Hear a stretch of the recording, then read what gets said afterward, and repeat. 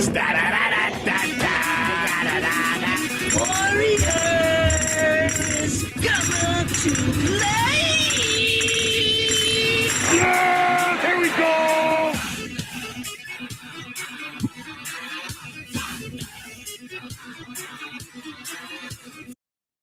Good Saturday morning, everybody. We are broadcasting live from the Weekend Warriors studios. We are doubling here. We are doubling. How did that happen? What is going on? You're getting an echo. Yeah, that's weird. All right, I'm muted. here we are. You have a live stream of us being I on must your window? have something going on, but we've shut it down. You think you have this figured out by now? Yeah, you would think. Well, you know anyway. what? I'm Ralph Romano. Yep. Alongside my partners, we got the legend Neil Lynch, the legendary Philip Emrine, and this is somehow the Weekend Warriors. Well, if y'all want to get involved in the show that is apparently Weekend Warriors, wow, you've got two ways to do it. The first one is you can comment on our live social media streams. That's X, that's YouTube, and that's Facebook. Or if you are so inclined, Please incline. well, to declare, you can use the Weekend Warrior text line. That's 866-412-6366. I'm just sweltering and parched. Can you give me some of that juicy water and number again? One more time. That's 866-412-6366. What was that? That was great. That was a great Southern gentleman. It was like, oh, Belvedere, come here, boy. That reminds me, I need to go watch Knives Out again. Or not again. The one that just came out. Yeah. Daniel Craig is pretty amazing in that. Sounds like Loghorn. What's that guy? Foghorn Leghorn. No, Foghorn Leghorn. Yeah. I say you do. Yeah. Was it? You think I sound like Foghorn Leghorn? That's not that good. No, it wasn't, but that's all right. Yeah, you're like almost like a sultry Kevin card. The thing about the narration is that if I look at the camera directly and then I put it to it, it makes you feel as if I'm talking to you, Well, the you're audience. it's called breaking the fourth wall. I'll break your. Okay, so speaking of breaking, Ralph is just like, okay, you guys done. I'm double checking everything. You guys just go ahead and talk. Okay, so anyway, as I was saying, Phil, how was your week, by the way? my week has been incredibly busy. I'm actually pulling a Vince Young today. I will be the I'll be the last one you're here gonna to peak in the college. show. Oh yeah, I'll be the last one to the show and the first one to leave. I thought you were going to peak in college. Okay, whatever. No, that's good though. That is really good. I think we're good. You think you're good? Yeah. Ralph has figured out after doing the show. By the way, for those of you who are keeping score at home, which I don't know how many of you actually are, but this episode roughly marks the Weekend Warriors' 2-year anniversary in existence. Do we have any audience applause sounders you can play? I don't know. Let me think about it. Let me think about it. See, this is how organized we are. We got this all down on lockdown. That's right. 2 years. Congratulations. Somehow we made it 2 years. It's unbelievable. This is like, okay, everybody. Yeah, right. Yeah, Ralph. I think it's 2 years in my personal year and a half or something. Yeah, I would say about a year and a half. Yeah, you've been with us a year and a half. Yeah, so Phil joined us at a very vulnerable time in the history of the Weekend Warriors. We were vulnerable. And little did we know How I would take advantage of you. Little did we know how much he would take advantage of us. No, little did we realize what a integral piece that he would become. And once after we went off of the radio, this man, despite his best instincts, decided to stay with us doing the live stream. So congratulations, Phil, on a 1.5 year anniversary. Thank you. We appreciate you. Congratulations to you, gentlemen. 2 years is certainly an accomplishment. And to think it all started on the questioning of coaching candidacy for me of who is going to hire the Cardinals offensive coordinator. I want names. Who has been interviewed? I don't even know who the guy is. Of course, that's not a true candidate. He went there. And now we've gotten to a point where Ralph was actually right on a lot of things, unfortunately. Yes, I am. But was right on, I mean, are we in agreement that Clint Kubiak is definitely taking either the Cardinals job or the Raiders job? Like he's a shoo-in, we just don't know which? It's funny. He said there's news that came out that he probably won't take the Cardinal job. I can't He imagine would go back. why. He would go back to Seattle. That is such just a dismal job. Yeah, and I don't blame him. I wouldn't take that. I wouldn't take that. And honestly, I don't know that I would take the Raider job. It's a better job, but I don't know if I'd take it. It is a better job, and just depends on how much you buy into Fernando Mendoza.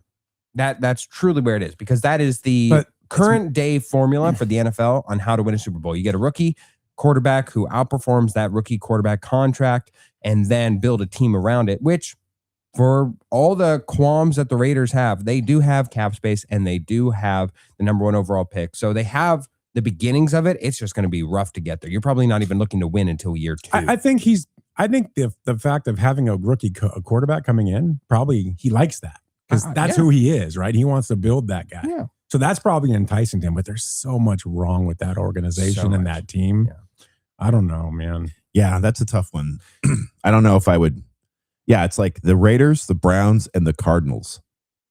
Which one do you pick of the 3? Well, the Browns did hire Todd Monken, I forgot about that. That's a weird one. No, yeah, it's so weird. Todd, it's so awesome that I forgot about it. Yeah, yeah, because he's forgettable. The offensive side of the ball. So you got the correct side. However, what's his name? Munkin? Munkin, yeah. M-O, like M-O-N-K-E-N. Like monk fruit. Yeah, absolutely. He don't flex on me, dude. Seriously. He's great for a run game, which Cleveland loves themselves a nice run game. However, one wonders how he'll complement. I mean, he took the first steps towards ingratiating himself with Shedeur Sanders. The first moment that we saw, which was recorded for everybody to put out, he said, "We were trying to draft you last year," referring to we were trying to make a mistake last year. Now the mistake is given to us. You put some respect on Shedeur Sanders, Mr. First eligible year Pro Bowler. The fact that we're going to talk about that. The fact that they're showing video of a third string quarterback meeting a new coach. Come on, man. Really? Yeah, that's Mr. Franchise quarterback too. Yeah. All right. That's about that franchise. Okay. Well, we're going to start. First of all, we have some chats. On Facebook, Rich, who's Bitter Dolphin fan, says, "Congratulations." Thanks, Rich. Thank you, Rich. 2 years is a big deal. Bitter Dolphin fan. People didn't think we'd last 2 days. 2 years later. Who thought that? Anyone who watched our co-host. Your wife? Anyway. Yeah, she probably. She's and then we've got ain't gonna last. Theodore4976 on YouTube says, Paul George suspended for drugs. We were just talking about that. We definitely were, and that will certainly get us into the NBA. Let's talk about it. Go ahead. I do think saying it's a little. I think it's a little more delicate than just saying he was suspended for drugs. I like that though. Yeah, he's suspended for drugs. Thank you, Paul. When really he could have just taken tramadol or something just absolutely just low key. Drugs sort of suggest something a little more heinous. Yeah, Paul George. 8 balls. What was he doing? Yeah, there's a reason why there was a crack in that Liberty Bell, according to Paul George. Wow, that's nuts. Yeah, what did he do? We don't know. I mean, it just we came don't out. know. Yeah, Okay, then it's meth. We're speculating here. Paul George, you are a meth user and abuser. Wow. Oh my gosh. And here comes the lawyer. Exactly. I was going to say, yikes. All right. So, we don't know. One can assume that Paul George has looked really good over the last quarter of the season. But of course, he's coming back from injury. That whole team is just one little twitch away from getting injured. And they're all coming back from injury. So, except for Tyrese Maxey. So, I would assume that this is some sort of recovery drug. That is again reckless speculation. We don't know. We haven't even seen. It just came through. He might be somebody to fight against it. We don't know. That all being said, it kind of fits. 25 games, huh? 25 games. Remember, Paul George, somebody the Clippers let go, just straight up let go, didn't get a trade, didn't do anything, decided to let him go, let the Philadelphia 76ers make that move, and they traded for him, they signed him to the max extension possible. And look at the Philadelphia 76ers now. Look completely just incapable of success. Yeah. Yeah. What? Can we touch on what? There's something that I was reading a lot about this week, and we've talked about it. Neil, you've talked about it. When? I don't know, last year. About what? About resting stars. Oh, About load management. load management. Did you know the NBA actually has a rule about that? I didn't know that. Did you know that? For the record, Phil likes to manage his load, but that's a different topic. Anyway, please go. Paul George is going to get a load off. Okay. Oh, Did you know there's a rule around it? No. Yes. In 2023, the NBA created a rule called player participation policy to increase star availability, right? Especially for national TV and marquee games. This is what it reads.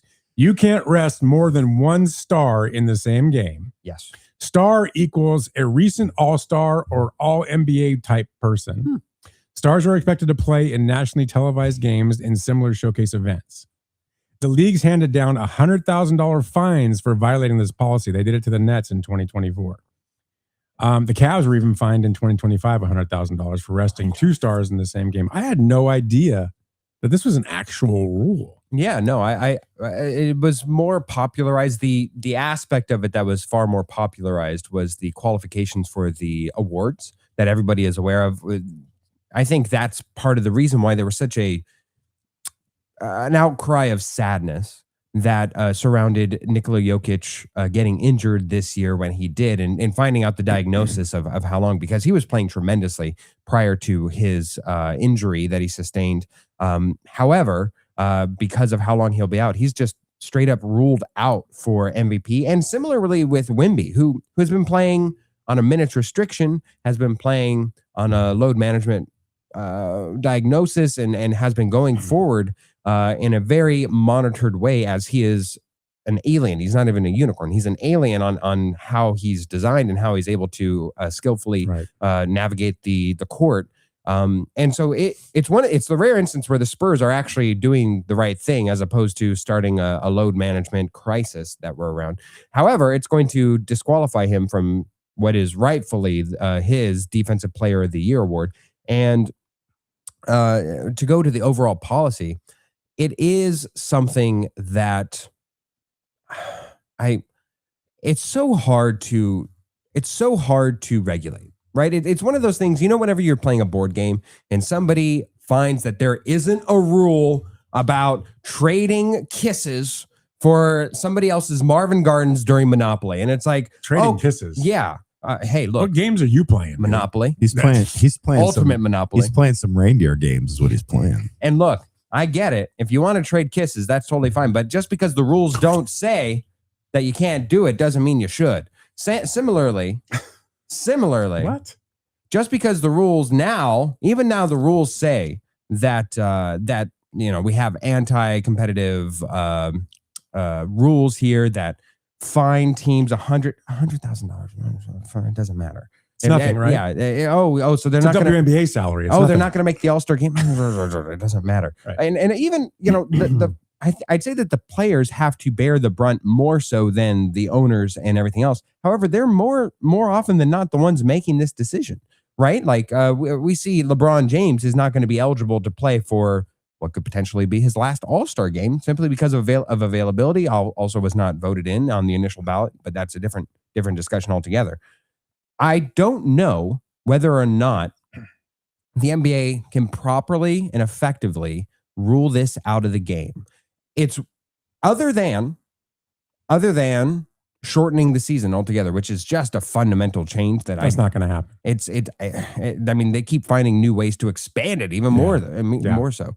Let's have another meaningless in-season tournament. How's that? Like, let's do a second half meaningless season tournament. Oh no, they already have one. It's called the playoffs. Well, you know what they're trying to do? They look at overseas soccer, right? Football.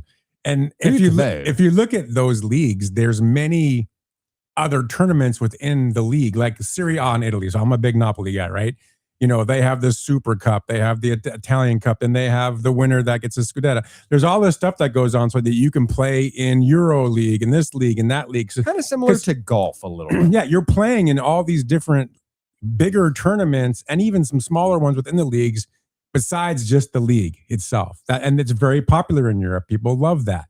So I think the NBA commissioner and the body there has been trying to look at that and go, how can we make more money in the NBA doing that model a little bit? And that's where they came up with the the in-season tournament. yeah. And God help us if they come up with something else, but I could even see a world tournament coming to play sooner or later. But going back to load management, let me ask you this. So Load. it's not about health. They'll tell you it's about health, right? The NBA has made this statement that it was purely about health. Some players have said that. But if that were the case, number one, you wouldn't need a participation policy if it was about health, because that means people are actually abusing the system, right? Sure. Point one. Point two, fans are collateral damage in this. Oh, yes. Because the fans that want to go see the Stars play, they go, and what happens? They're sitting. Yeah. That's not right. That's a big problem that I have that I think ruins this league. Ruined. Number three, and then I'm going to ask Neil, but number three, if we're going to trust the science, we always have to trust the science, right? The science says this doesn't help at all in the NBA. It's done nothing to keep players healthy. So Neil, knowing those points, you're not a big NBA guy. Not at all. I know that. Zero. But so from that perspective, of a guy that's not really, invested in the NBA, Outsider looking in. outsider looking in, would you look in at this and say, this is one of the reasons why I want nothing to do with this league, because it's not genuine? Absolutely 100%. I agree. So the skepticism I have, here's the thing. When you say trust the science, okay, y'all know how science works. Science is about the process of investigation and study and hypothesis. And sometimes your stuff's wrong. Because if we were going to trust the science, then the earth is the center of the universe. Okay. That Galileo guy, screw him. He was doing heresy, right? If we trust the science, then cigarette smoking is okay, a la the 1950s and 60s. If we trust the science, then load management is somehow a thing. There have been studies that have been done. In fact, there are recent NBA commission studies that show that there is no clear or definable or repeatable statistical link between resting healthy players and a reduction in actual injuries. That's right. Okay. I think that we have other leagues, for example, now load management takes different shapes and forms. Okay. And it happens informally all the time. The NFL is a great example. Obviously, we see it at the end of the regular season. They're going to rest their players in time for a postseason run.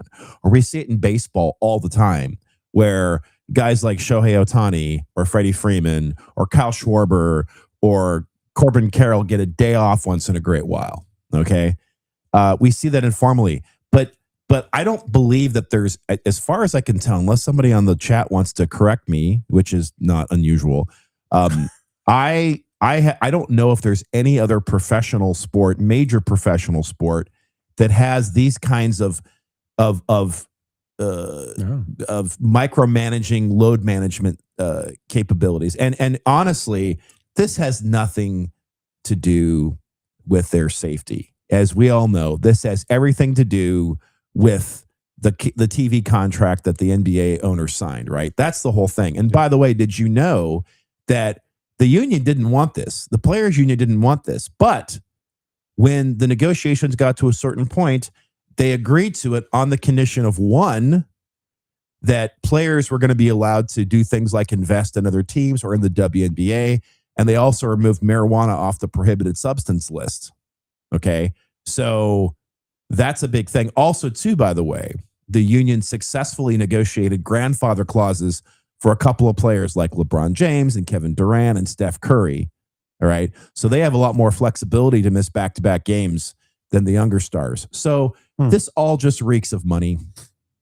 And you can use science as your air cover to say, we're helping the players. No, don't think so. Well, but what do you mean it correlates to money? Simply because it would be counterintuitive to, if you're a business, I suppose if you're robbing Peter to pay yourself over here, and you're saying, like, say you're the Suns, right? And you've got Devin I Booker. am the Suns. Yes, you're the Suns. I just said it. And I am the Minnesota Timberwolves. You are the Minnesota Timberwolves. And you are sending your Phoenix Suns to play my Minnesota Timberwolves. I am.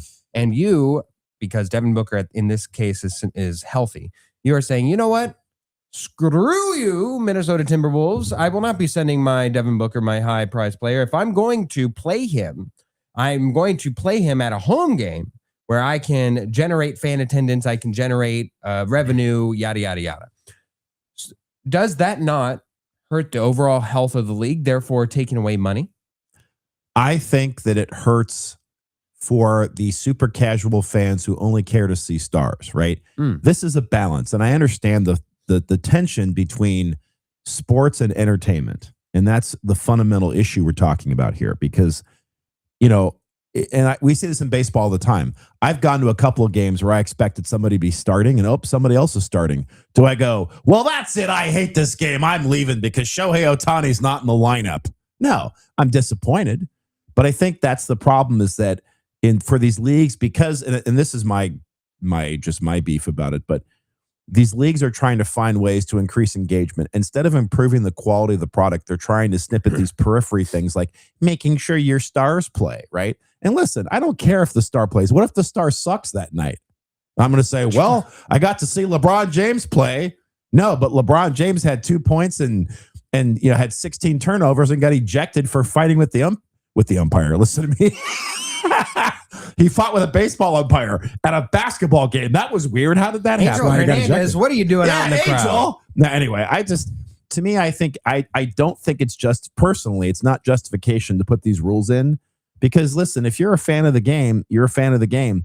And this is the problem I have with professional sports in general is that when you get so close to the entertainment aspect of it, it starts to then dilute the quality of the actual product.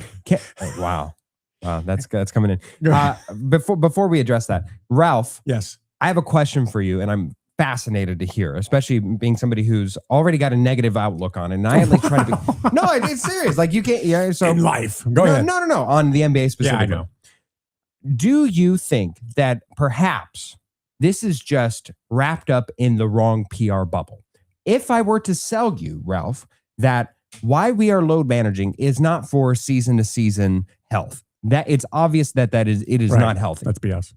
If we were to sell you that, if while we are doing this, what we are preserving, what we are actually preserving the health of is our superstars lasting long. You get 5 more years by missing 13 games of Steph Curry season to season. You get 5 more seasons of him and potentially even getting a healthy version of him in the playoffs. Is that a trade-off that you as a fan, if you were a season ticket holder for the Suns, that you could stomach in order to essentially pay the toll, pay the piper on this for that? You're asking the wrong person. So no, I don't like that. Because if it were the Seahawks, I'm wired different. If this even was if it's the Seahawks, I'm wired Richard different. Sherman, the Legion of Boom. If they had taken load management games and you got 3 more years and potentially 1 more Super Bowl. I feel like players that do that have a greater tendency to get hurt because it's in the back of their head that they need to do X in order to stay healthy. Let me explain. I come from a world of hockey, ice hockey. I played ice hockey for years, right? I can't ever imagine as an ice hockey player or even in the NHL. And I think Bitter Dolphin fan just made this point too. He says, Ralph, you must agree there's a very low load management in the NHL. Very low. NHL players are wired differently. They're all about getting on the ice every night and busting their butts and doing everything in their power why they can do it physically, because you don't understand that yet. You're young. But as year and year goes on, we start losing the ability to do what we did last year and the year before. So I think by extending your career, you're actually extending it to where maybe in those later years, there's not much left of you really to do much. So what do I need 80% of you 3 years from now when I can have 100% of you now? Do you know what I mean? Very, very quick point. I just wanted to think, and I'll ask Ralph for your opinion on this. I would argue that the NHL actually has load management. It's called lines. You've got 3 lines, 4 lines, and they rotate, right? Every 30 seconds. I mean, okay, if you want to get super theoretical and technical, that's technically load management. But I think there's a practical reason too, because you bust your butt that often. It's not a case of load from like season to season. This is in the middle of a game. It's called catching your breath. You can only go for like 5 minutes before you have to take a breather, right? I'm being contrarian for its own sake. Yeah, you know what I mean, right? But we're not talking about that kind of. We're talking about over long term. Statistically, that's the question. Is that statistically, it's hard to justify that. To say, and to me, the load management in the NBA, this isn't about giving players rest. This is about making sure that superstars play when there's nationally televised games. Absolutely. That's what it's about. That's all this is. It's not in protection of the players. It's disingenuous. And Bitter Dolphin fan again, another great point. Could you imagine what Kobe Bryant would say about load management? He'd say, job's not done. I mean, Job's not the done. players Why am I happy? from 15 years ago to the players we have today, they're so different. They're Are all they? Yeah, they are, man. You know, to me, they're all part of that group of everyone gets a trophy, everyone wins, blah blah blah. They're so soft compared to the guys from the 90s and the 80s, and they're just, those guys weren't soft. I'm These guys are looking at soft. Phil's facial I expression know. over here. No, I'm just It is taking it. priceless. You know, even like where is it? Shannon Stewart. He praises Neil here, which I almost fell over on my seat.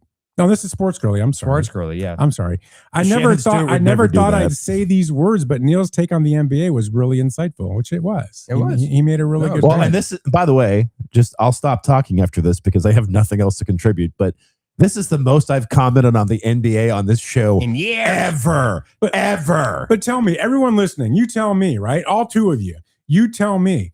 Do you feel like the players today, especially we in the got three at NBA, are least. soft? I'll give you three. 4. I'll give you 3 different examples, and it's not for the All right. NBA; it's for the NFL specifically. Here we go. We'll go hyper ahead. mode. You look over at Emmitt Smith. What was he known for? Living to fight another down, and he Absolutely. extended his career because he specifically was somebody. Him and Barry Sanders. Now you got 3 different levels of this, right? Emmitt Smith extended his career because of his avoidance of contact.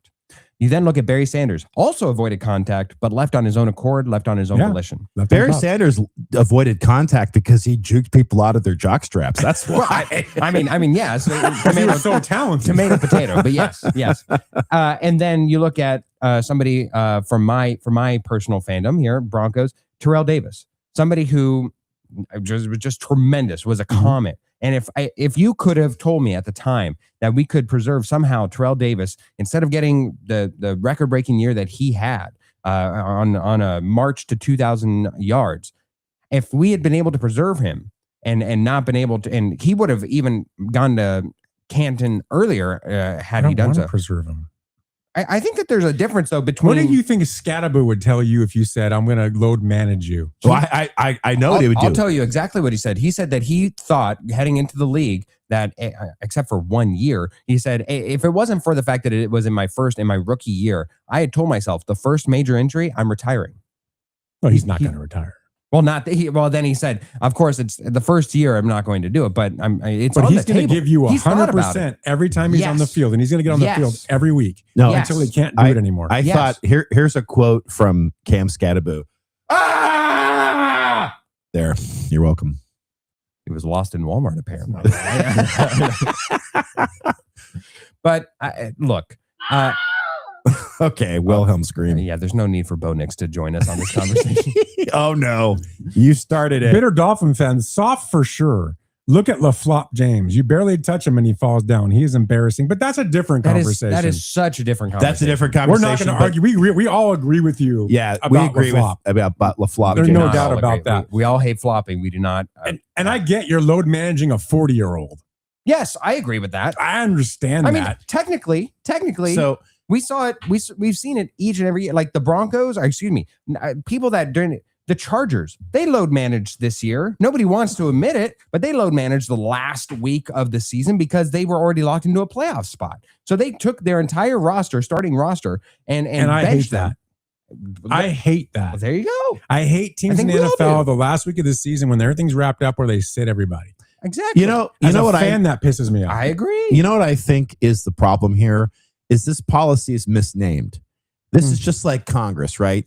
They write a bill and they give it this great title, and the actual bill does the exact opposite. Okay, this is what's happening here. The fluffy nutter bill. Load management is not about protecting players; it's about protecting airtime on nationally televised games because there's rules saying that you can't I don't sit a think that bill's player getting passed. for a certain game. Man, That's it's like to when me. you have a pain in your ankle, you put ice on it. Oh my God! I just wanted to get that in stop. What an idiot. Anyway.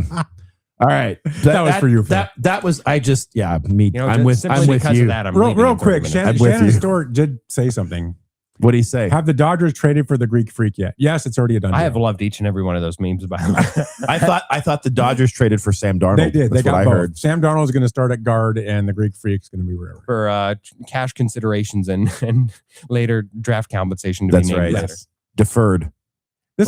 This is a good conversation because I'm sorry. I hate load management. I think we have so hyper specialized sports that it's almost impossible to thread the needle of where competitiveness with smart integration of analytics and just where you feel initially where all those three can meet, because it is almost impossible now to see the NBA in the same way that you had, because the game evolves. And part of that evolving is just the use of analytics of saying threes outweigh the value of two. It's a simple math equation. Right. And had somebody come along and been able to prove that years ago, we would have had more threes. I mean, even during the Jordan era, like it just had somebody come along and said, guys, it's a simple math equation. Let me point it out to you. It was just never pointed out. It was never made apparent. And so now we just see where that goes. You look to where the load management is. And I think because we've gone to a point of where people simply see eras have gone by, times where teams were ruined by injury. These owners see these players and these teams as commodities, and therefore, why are they putting their teams at risk whenever they've locked things up? I get that. And that's where it simply boils down to. I'll ask you guys this, and I'll ask everyone listening this. I'm out of curiosity. Those of you that have been watching NBA, especially for a while, I used to watch it religiously.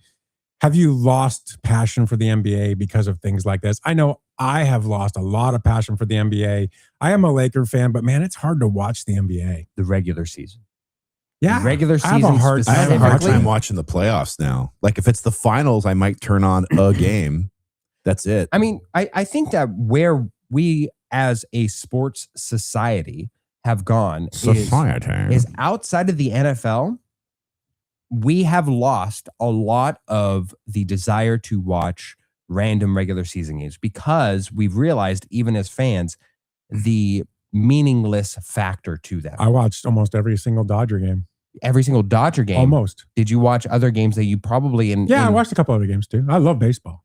Okay. I'm a baseball fan. How about you? Did you watch a lot of outside Dodger games? Yes. Like big national, like pretty a Yankees much. Red Sox game? If the Dodgers weren't on for some reason, my wife and I will always turn on another game. Another baseball game? Yes. But that's a pure baseball fan. That's what they're going to do. No, sure. I'm just curious to see where that is, because I'm telling you, like NFL, I'll watch other. Like you just said, NFL. Obviously, I'll watch. Will you watch even the Cleveland Browns playing? I have, yeah, because I want to watch Shador screw up. So yeah, obviously I'll watch. What about with Dylan Gabriel? Did you watch? Yeah, I did. See, that's where I think we have. The NBA is usually the first one to market with certain ideas, certain innovations, yada yada yada, and so they're usually the test case for things. I wonder how far along we are before sports fandom is not only relegated to just teams and team interest, players, but also then players. I think it already is there.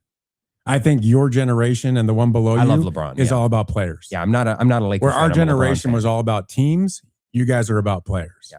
Raven Kidd's a great example of that because he follows players. I give him crap about it all the time, but he's a big player follower. Yeah. Who? Raven Kidd. Who? The guy that's team is not anywhere right now.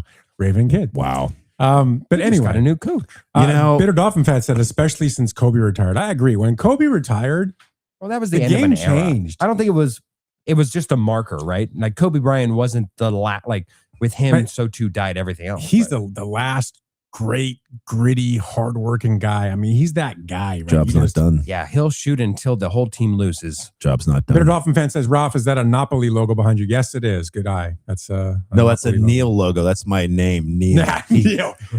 Neil. He has his name on his lips all the time. Wow. And other things apparently too. Wow. So. I love it. 2 years and we're still as feisty as ever. So Baker's cocky hands on the text line. He's bringing up something that we're going to be talking. I want to talk about this topic before because Phil's leaving us at the top of the hour. Boo. We have Scott the King Engel is going to come join us to talk about championship weekend last week, and we're going to talk about that with him from Seahawks.com. And then he's actually going to join us next week. We'll talk about next week's show as well. We're going to have some people joining us next week. Yay! We might even go for 3 hours. We're thinking about it. Oh We're my thinking about goodness. Toying with it. You're going to go for 3 hours? Do you need some meds for that? Absolutely. You don't need the meds. We do. I'll take 3 different types. Yikes. Yeah, you will. I'll violate the league's anti-drug policy that day. That's right. I put this on the agenda. So real quick, when we talk about the MLB, I put it on the agenda, number one, because we're getting ready for pitchers and catchers to report. So we're getting really close. Can't wait. But number two is, we posted some social media last week about our talk about the Milwaukee Brewers ruining baseball. Yes. You know, having a little fun with that comment. And people lost their ever-loving minds. Some people. It was bad.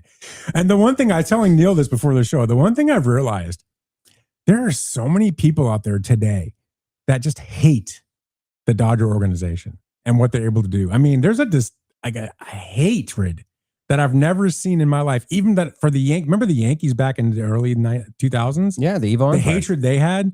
This is 10 times that. It's unbelievable. It feels amplified by social media. I agree. For sure. Amplified by that's a great point. Amplified by social media.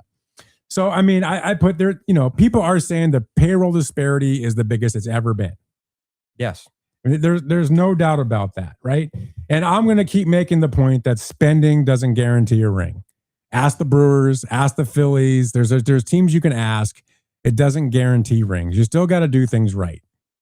Yes. Yes, I think what has happened is that teams, we are just going so. I'm going to go somewhere specifically, but go ahead and make your point. I think that each team in baseball individually has come to the conclusion that why would I sign one major player because it's not going to help me beat the juggernaut that is the Dodgers, the Yankees, the Phillies, whatever. As opposed to, I think on the other side, which is fascinating, is what it used to be was because each team would almost have their homegrown top paid player. You would see a dilution of talent across the league, similar to what we're seeing in the NIL and college, right? To where there used to be all these juggernauts and you'd be able to accumulate of what you could and have depth and everything else. But now with the NIL, you're getting everybody's second best player, which means that there's a dilution of talent across the college landscape, which makes it far more even than it's ever been. Because each team has individually come to that conclusion, they are thumbing their nose. They are not signing a player to perhaps a potentially bad contract that they're saddled with, to having two players that they're like, oh, this is our current franchise player and our next one who we're going to have paid. And because of that, you're seeing that great discrepancy in why the best teams get better. So the one thing that I took from Brewer fans who got very angry, they're like real Brewer fans, very sensitive. And their sensitivity stems around, how dare you say this? Look at the Dodgers revenue versus our revenue. They have 10x, right? They have 10x revenue. They can afford to do the things they do. It's because they're smart business people. It's true, but their market's a lot bigger. If you look, the Dodgers are smart. If you look at their local TV deal, it's got things in there where they make more money and they don't have to give money away. Yeah. Right. And their TV deal is ridiculous. It's huge. But again, their market's huge. So I understand the argument. I'm not going to poo-poo them. I get it. It's harder for a team like the Brewers in the market that they're in to have the kind of revenue the Dodgers are going to have. I agree with that. But you still have to do something. And their point is that Brewers have been very successful.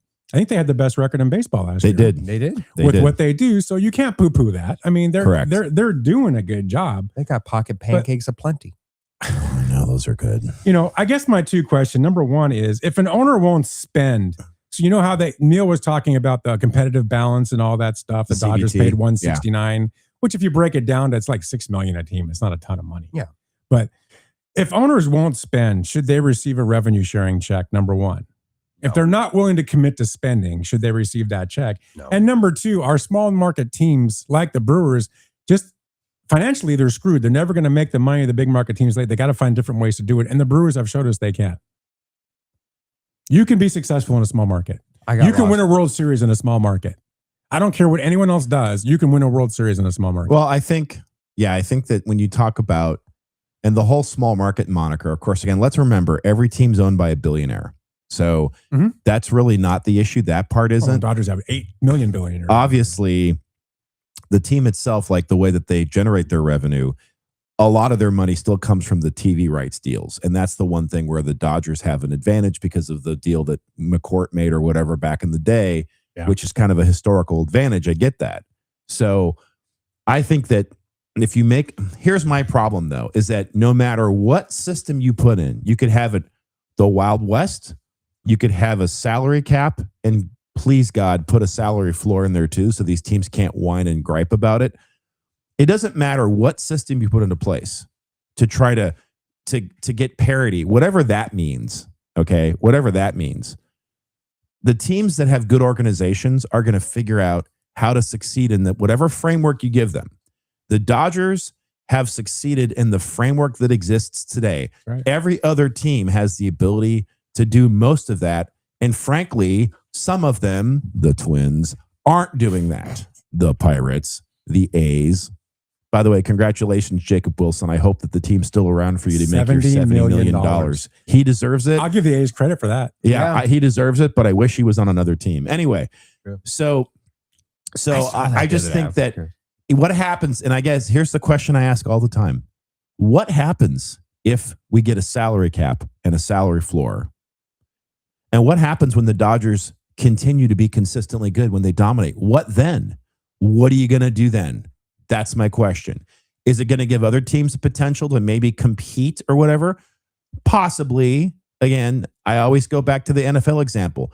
A salary cap did not prevent the Patriots from being a dominant dynasty for several years. The salary cap didn't prevent the Chefs from doing well for a couple of years. So again, if this is all this academic nonsense everybody's spewing, what happens? And this is the question I have. And I've asked people this, and of course, a lot of them can't answer because they're not thinking about this critically whatsoever. They're just tribalist fans going, my team good, your team bad. It's like, you know what? What happens? What happens when the Dodgers dominate in a salary cap system? What are you going to do? They're going to have to change the rules again. Well, of course they are. But I before you go, yes, I want to plant my flag and then you go. Oh, he's I got planting some- I got something to Here plant. we Let me go. step aside so you can plant your flag. Oh boy, everybody back up here. Oh my God, it's so big. That's what she said. He is all about plant flagging. What a hard flag. There will not be a salary cap in Major League Baseball. The players will never, ever allow it. Ever. It's not going to happen. They will sit and strike for 5 years before they put a salary cap in place. Can I plant my flag? I'm Guaranteed. I'm going to plant my flag. Oh, we're going to go get another pole. Go get the pole. This one's not as big, but Wait, it's get still the small good. pole. Yeah, get Okay. the smaller pole. There it is. All right. Stuart Little's poll. We do the flag thing. We know what we're getting ourselves into. He is all about plant flagging. There will be a salary cap, but there will be a salary floor. And I think that's going to be the difference. That's my flag plant. Ralph, take that. You're wrong. They tried it in the 90s. It never happened. I know they did. And that's, The players won't allow it. I'm The MLPA will never allow it. yeah, MLPA, well, never. I mean that's the problem, right? It's like, okay, from a negotiation perspective, that's a whole nother conversation. Yeah, but how it'll they can never approve that. happen. Well, Ever. well, and that's, to me, it's just it's if we do something to help the poverty teams. Here's my problem with helping the poverty teams, or the teams that won't spend money, is that these owners, because of who they are, they're still going to find ways to game the system and make their teams suck, right? The Minnesota Twins, as a great example. I guarantee you the poll ads are thinking, God, if there's a salary floor, how do we circumvent it so we can continue to make maximum revenue off these poor suckers in Minnesota? Sorry, go ahead. No, you're fine. Please. I think in a sport that does have a salary floor and a ceiling, of course, we're going to look at the NFL.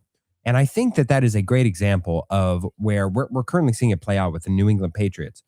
They're back in the Super Bowl, guys. Like within the time that it's... What?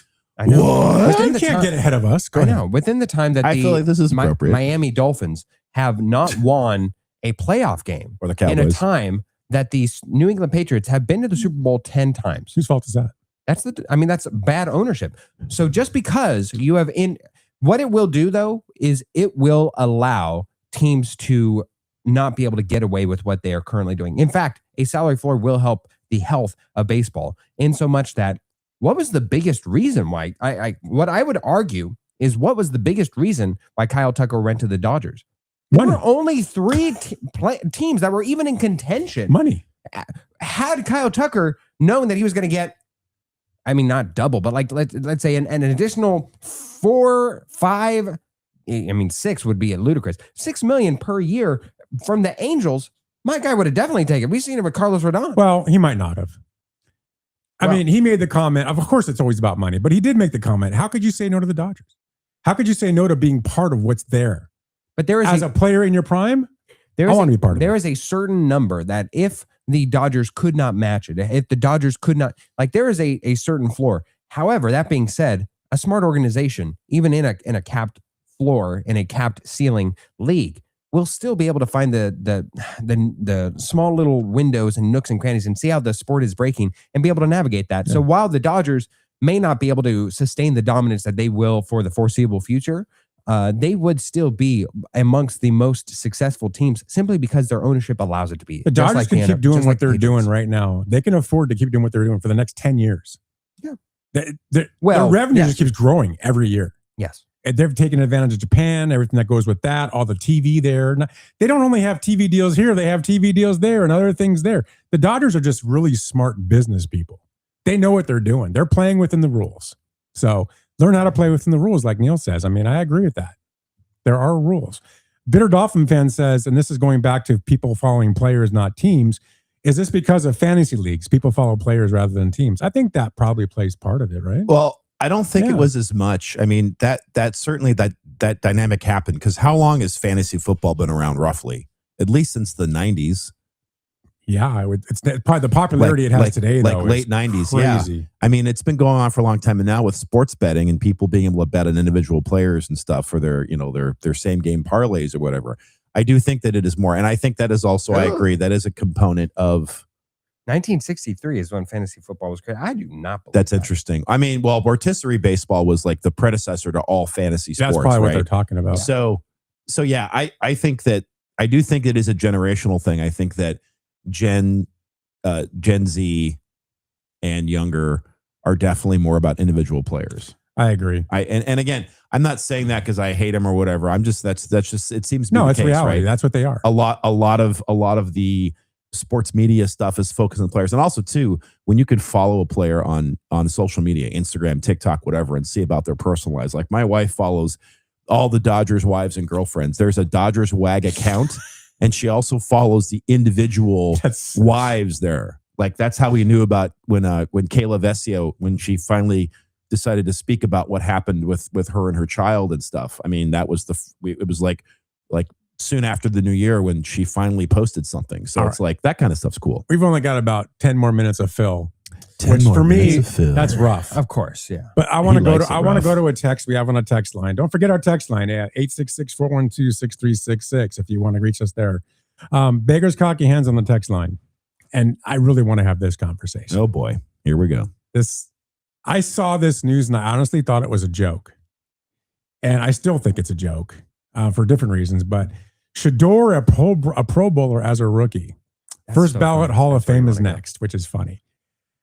Phil, how in Glorious. God's world do you take a gentleman, and I'm using that term loosely, with the horrible numbers that this guy had, and I know the answer, by the way, and you choose him in the Pro Bowl over somebody like, let's say, I don't know, Trevor Lawrence, who had a Pro Bowl season. He did.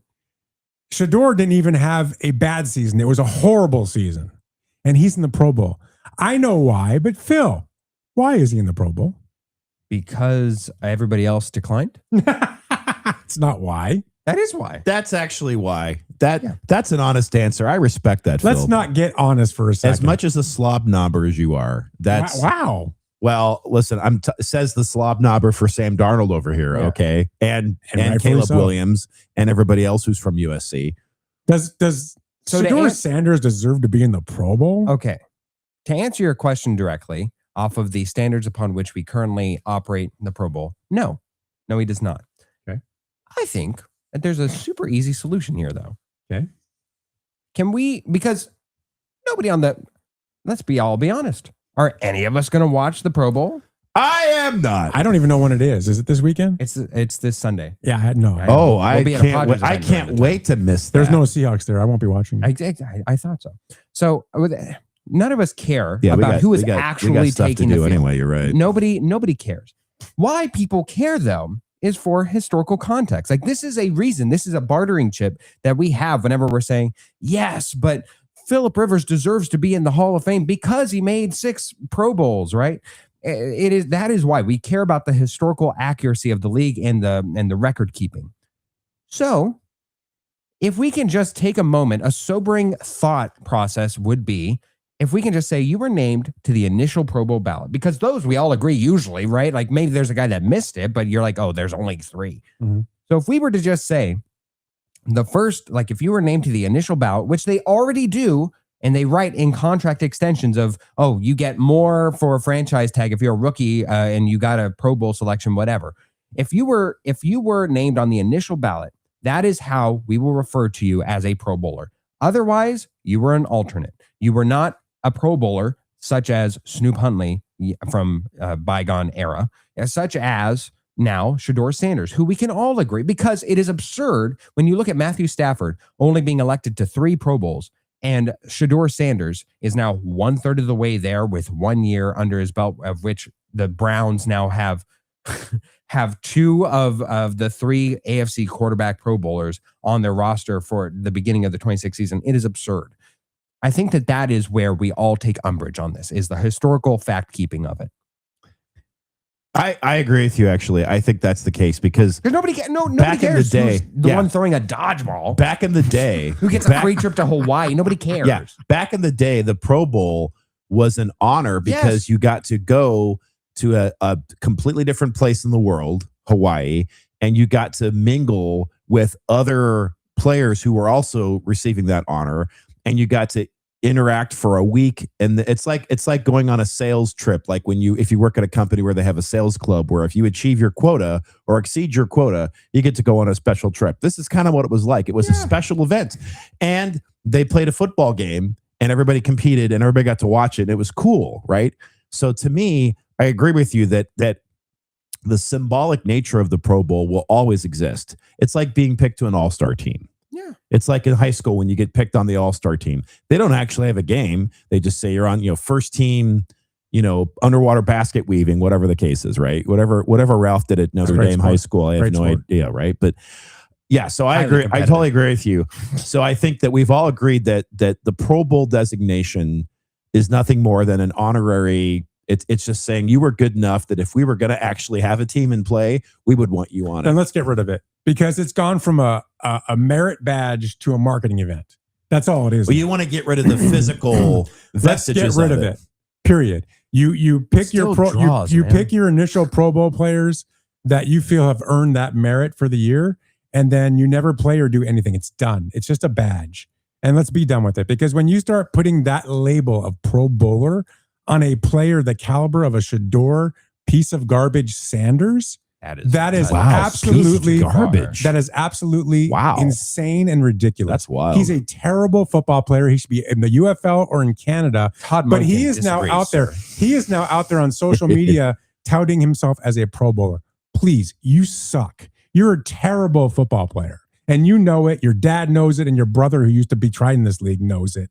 And it's horrible that you have that badge. I can't stand. This really agitated me when I saw it. Yeah, no kidding. I cannot stand that they put a badge like that on a player of this caliber. It absolutely destroyed that badge.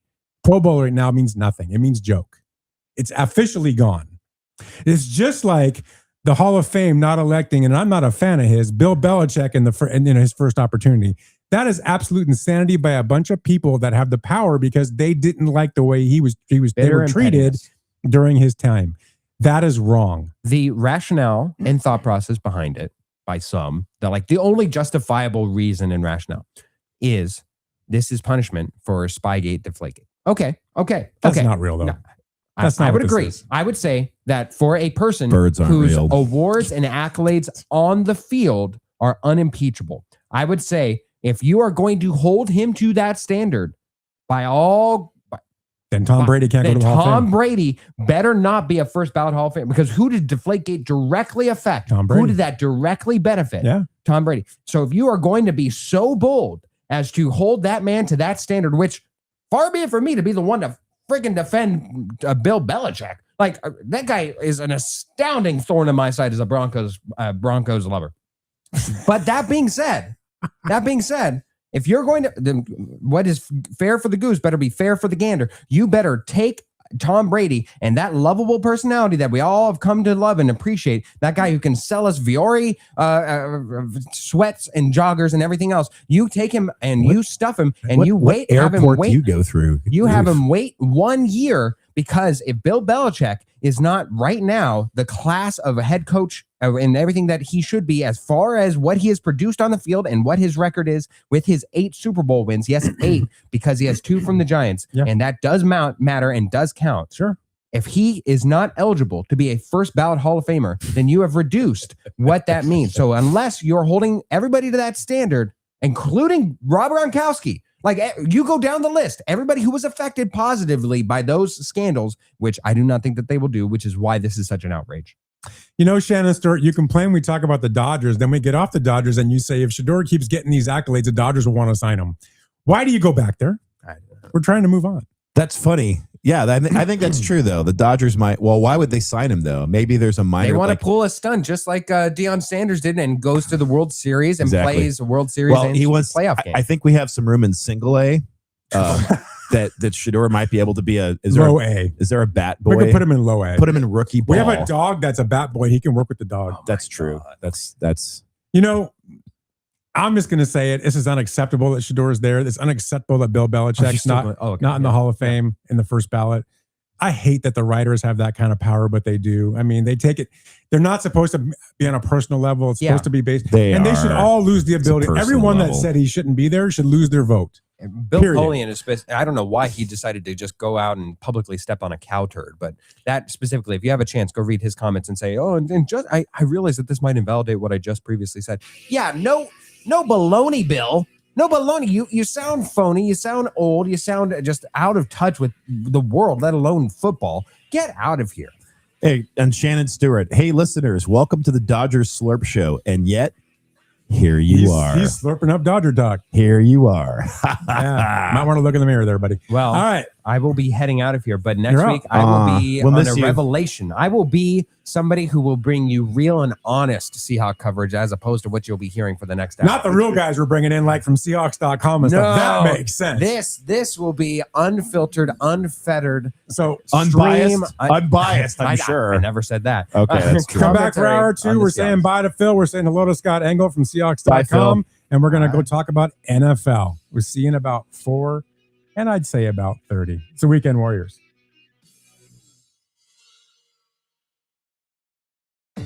Hey, Ralph, got another solar question for you. Okay, but did you check out the Harmon Solar Podcast first? The what? The Harmon Solar Podcast. We put new episodes up twice a month that teach you all the things you ever wanted to learn about solar. We discuss things like how solar works, the roofing, sales process, demand management, everything solar. Show like this needs some real smart thinkers, huh? Well, yeah. So you got some really great guests then, huh? Almost every show. Is it on Spotify? Yep. iTunes? Yep. Just search it everywhere. It's the Harmon Solar Podcast. Go check it out at harmonsolar.com. After you cook, are you staring at a pan full of grease? Pan dust turns hot, messy grease into dry, scoopable crumbs in seconds. Sprinkle, stir, let it set, wipe it out, done. Fewer towels, cleaner counters, and yes, happy drains. Want to see it work? Open YouTube and search Pan Dust Absorbs Grease, or go straight to our channel at Pan Dust Absorbs Grease. Watch a quick demo, hit subscribe, and share it with your bacon-obsessed friends. It works on cast iron, non-stick, baking sheets, even grill pans. It's plant-based, no harsh smell, and cleanup is weirdly satisfying. Make cleanup the easiest part of cooking. Pan Dust absorbs grease. Game day, date night, or a midweek bite. Make the Spot Neighborhood Grill your go-to. Sizzling burgers, crispy wings, street-style tacos, fresh salads, and shareables that disappear fast. Add an ice-cold draft or a classic cocktail, and you've got your new neighborhood favorite. Wall-to-wall TVs so you won't miss a play, a patio made for Arizona evenings, and that friendly local vibe you love. Find us at 2 Valley locations, Scottsdale at 18,251 North Pima Road, and Glendale on 5350 West Bell Road. Dine in, grab takeout, or order ahead. Find us at thespotgrill.com for the menu, hours, directions, and daily specials. Again, that's thespotgrill.com. The Spot Neighborhood Grill. Great food, great people. Turn your backyard into the best seat in the house with Curbalite, the app-controlled landscape curve that wraps your trees in color. Pick any hue, run preset scenes, even schedule your lights right from your phone. And on party night, Make the lights dance to the music. Choose the traditional round tree ring or the contemporary square. Both install in minutes and link together for bigger, brighter displays. Connect up to 12 sets to frame your whole space. Built for real weather, Curbalite is tested in extreme heat and cold, so your glow goes year-round. Level up your nights, game day, holidays, or just because. Get Curbalite now at Curbalite.com. That's Curbalite.com. The Weekend Warriors, taking sports talk radio to a new dimension. Listen to Ralph, Neil, Phil, and guests break down the news. Isn't that what everybody wants? The games. If you like the NFL, this is your shot. The matchups. This will be the last year I think we'll ever see one 3,000 strikeout player, much less two facing each other. The Weekend Warriors. We are known to chant as well. You're listening to the Weekend Warrior Show. It's time for hour number 2. It's the Weekend Warriors. Warriors come to play. Yeah, here we go.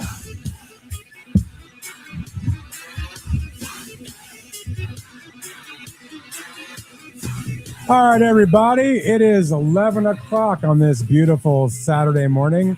I'm Ralph Romano, alongside my longtime partner in crime. I got the legend, Neil Lynch. That's me. We have Philip Gone, as we talked about, and then Scott Engel is joining us right now, Mr. the King. I'll get him in here in a second. All right. Well, if you want to get involved in the show and participate, you need to do a couple of things. First of all, you need to comment on our live social media streams. That's X, that's YouTube is Facebook. YouTube, that's the Italian version. X, YouTube, and Facebook. Or if you are so inclined, you can hit us up. Oh God, English is hard today. I'm in the presence of Scott the King, and I'm nervous. So it's the Weekend Warriors text line is 866-412-6366. Once again, 866-412-6366. So no Phil. So we got a replacement that is a million times better. We're bringing in Scott Engel, the King. Scott, can you hear us? Mars 12 brother, how you doing? There we go, man. I am doing great. How are you doing? I'm doing good. How you doing, Neil? I'm well, sir. Glad to have you on the show. We're very happy to have somebody here who, even though you're obviously a Seahawks fan, I feel like that you bring reason and balance to the conversation. And I would trust your takes on things a lot more than my friend over here, my longtime friend, who I think is a little biased. But you know what? That's the fun of sports, right? Well, that's what I have to be. I write for Seahawks.com. I'm actually helping out with the playoff coverage. Oh, wow, yeah. So I'll be doing some post-Super Bowl work and stuff like that. I already wrote some articles on the divisionals in the NFC Championship. So, I'm on that and other platforms, talking about the team. And I have to be objective. I mean, of course I want them to win the Super Bowl. But, when I'm off the air or I'm just talking trash with media-friendly radio hosts who I'm with, I say certain things. I'm a pretty darn good trash talker. That's why I'm wearing this hat. If Ralph remembers it, this is a sorry receiver like Crabtree hat from the 2014 NFC Championship game. But you got to be objective. Now, right now in our industry, there are two types of people. There's, the tried and true radio hosts and analysts like yourself and me, like a, journalism background. I'm sure you got that too. But then you have your content creators too, which is the future. Content creators are really like professional fans. And I'm not a content creator. I'm more on the journalism side, but I do appreciate the content creators. Brian Nemhauser, Hawk blogger, who I'm sure Ralph knows. I like him a lot. He's become the top content creator for the Seahawks, and he's actually credentialed by the team. Oh, interesting. Really? So he actually got credentialed. Yeah, and I think that teams across all the professional sports are beginning to realize, if they haven't already, the value of these content creators, you call it. But I think that distinction is perfect the way you described it. But there are some out there that aren't great and you want nothing to do with them. But there are some out there that are actually helping, and they actually help to increase the exposure of the brand or the positive vibes or whatever, right? So I think if they bring a lot to the conversation. So I think that's cool when the organization actually credentials them and says, you know what, you're good enough. We're gonna let you in. And I'm always fearful though that as a content creator, there's a certain level of objectivity that you don't have when you're a professional fan, right? So Right. I always worry about that. But otherwise, you know what? I think it's cool. And I think Ralph would actually make a really good content creator. He could just be the big Seahawks Bobo in Arizona. It would be fantastic. He would do well at it, I think. A Jake Bobo? Yeah. Right? That's funny. The Hawk Blogger guy, I've been following him for a while, and he's been doing this for, I think, 10 plus years. I mean, but you're right.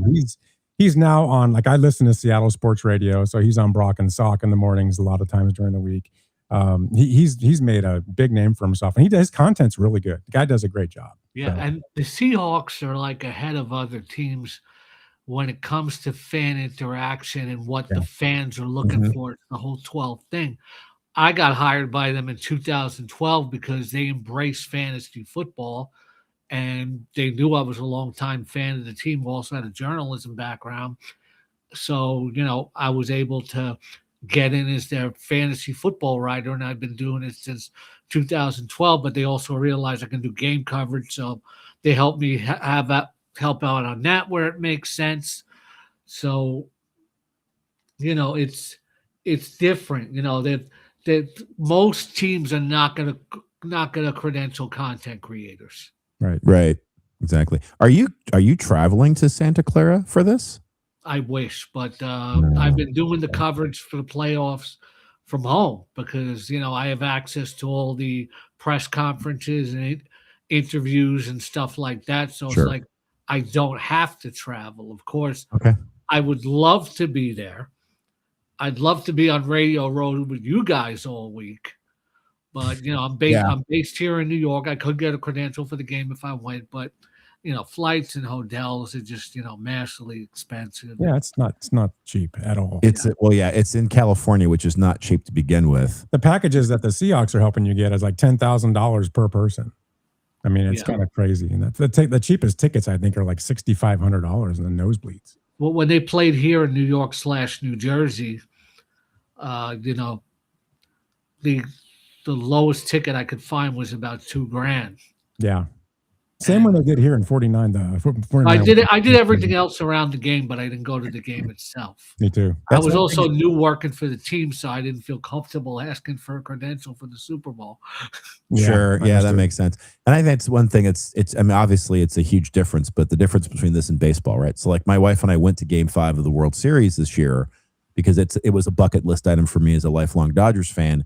But even at those ridiculous prices, it's still more accessible. And obviously it's because they have up to 7 games versus just 1 game. And I get it, but I just feel like that the Super Bowl is so inaccessible for the vast majority of people just because it's mostly corporate sponsors and team people. And what is it? I forget, 65-70% of the seats are sold to other things. And there's a small percentage that regular fans get to have access to, and it's exorbitant. Yeah, because it's like a big national holiday, like Sure. we all know. I mean, I live here in New York. I'm the Seahawks. I'm a Mets fan and a Knicks fan. I've been to 2 World Series games, and I didn't have to pay for tickets either time. I just got them through family or my job at the time or whatever. If the Knicks make the NBA Finals, the tickets are going to be ridiculously priced. Even the regular season tickets are ridiculously priced. It's like if you're a Knicks fan who lives in New York and you're just like the average Knicks fan, you can't get in the building for like less than $250. But if they're playing the Wizards in Washington, much cheaper. $20. $20. That's right. Yeah. So let's talk about the NFC Championship game. We're gonna cover both games real quick. But I don't know about you, but I was concerned about this game. This was the one I've been saying it for weeks. This was the one team that I felt the Seahawks could lose to. I didn't think they could lose to anybody else. I really felt the Rams were the only team that kind of had the shot, right? Because they've had their number in the past. But I also felt that since the Seahawks beat the Rams back, I can't remember what week it was. that since that game, the Rams, it seems like they've been broken and going in the wrong direction, except for the Cardinal game, where the Seahawks felt like they were just playing some of their best ball every week.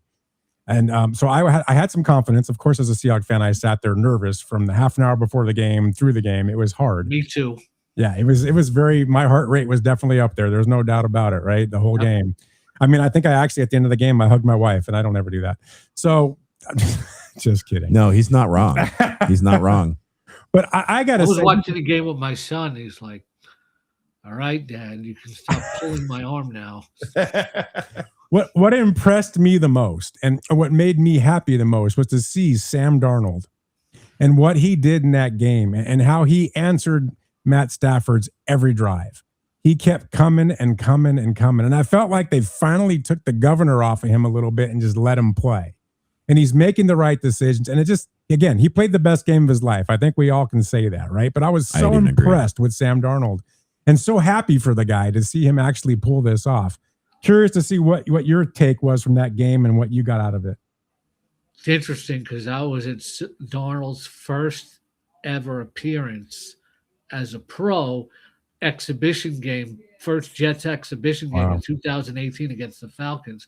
And I had this weird feeling about Darnold, and I didn't know why, that he was gonna come back into my life later at some point. And when the Seahawks first acquired Darnold, I had to admit to you, I was not a fan of the move. I felt like it was a lateral move from Geno Smith. And then in week 2, I think it was against Pittsburgh, he threw an interception, a bad interception, and I started yelling at the television. And I was a Darnold critic.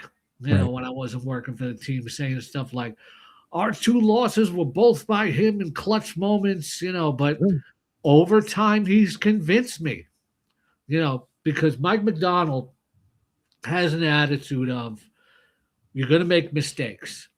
It's going to happen in the game. You're human.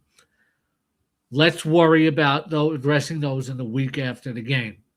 Just go back out there and let it rip after you make a mistake. Don't worry about it. And Darnold's taken that. Quarterbacks have different routes. Not every quarterback is going to splash right away, etc.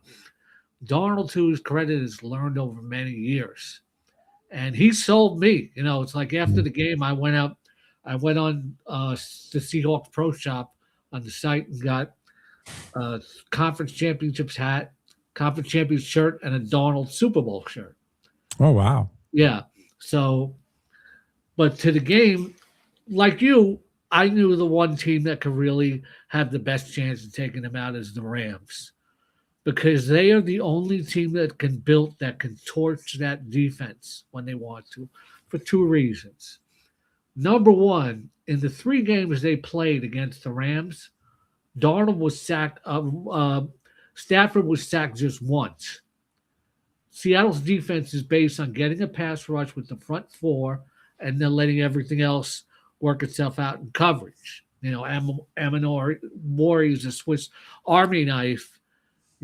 Back in the days, used to have Jamal Adams as a rusher, would give you a hole in the defense back there, not with Amanor, not with this 4-man front.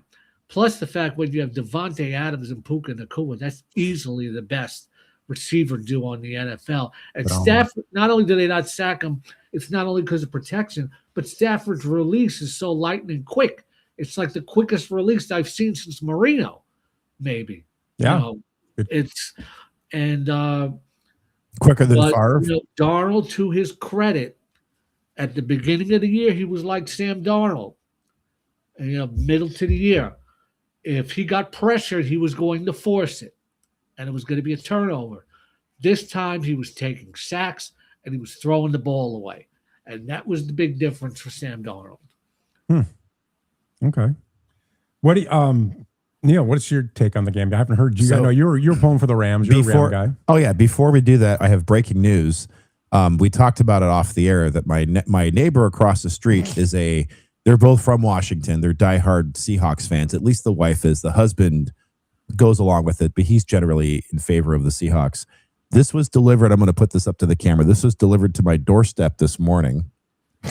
a flag that I'm going to fly. Now I have the permanent lights in my house, and I've had them at Seahawks colors, and I had them at Rams colors until they lost the game, and then I switched them to Seahawks colors. So I'm definitely back in the Seahawks, despite the fact that if they win, Ralph is not going to let me forget about it for the next 8 months, which I can tolerate that, I suppose. I'll be all over you. But I will be, oh boy, I will be flying that flag later today, and we'll have it up the entire week to support the Seahawks. So there is unity in my neighborhood. That's good, because once the Seahawks are out, I become completely objective. I don't root for any other team.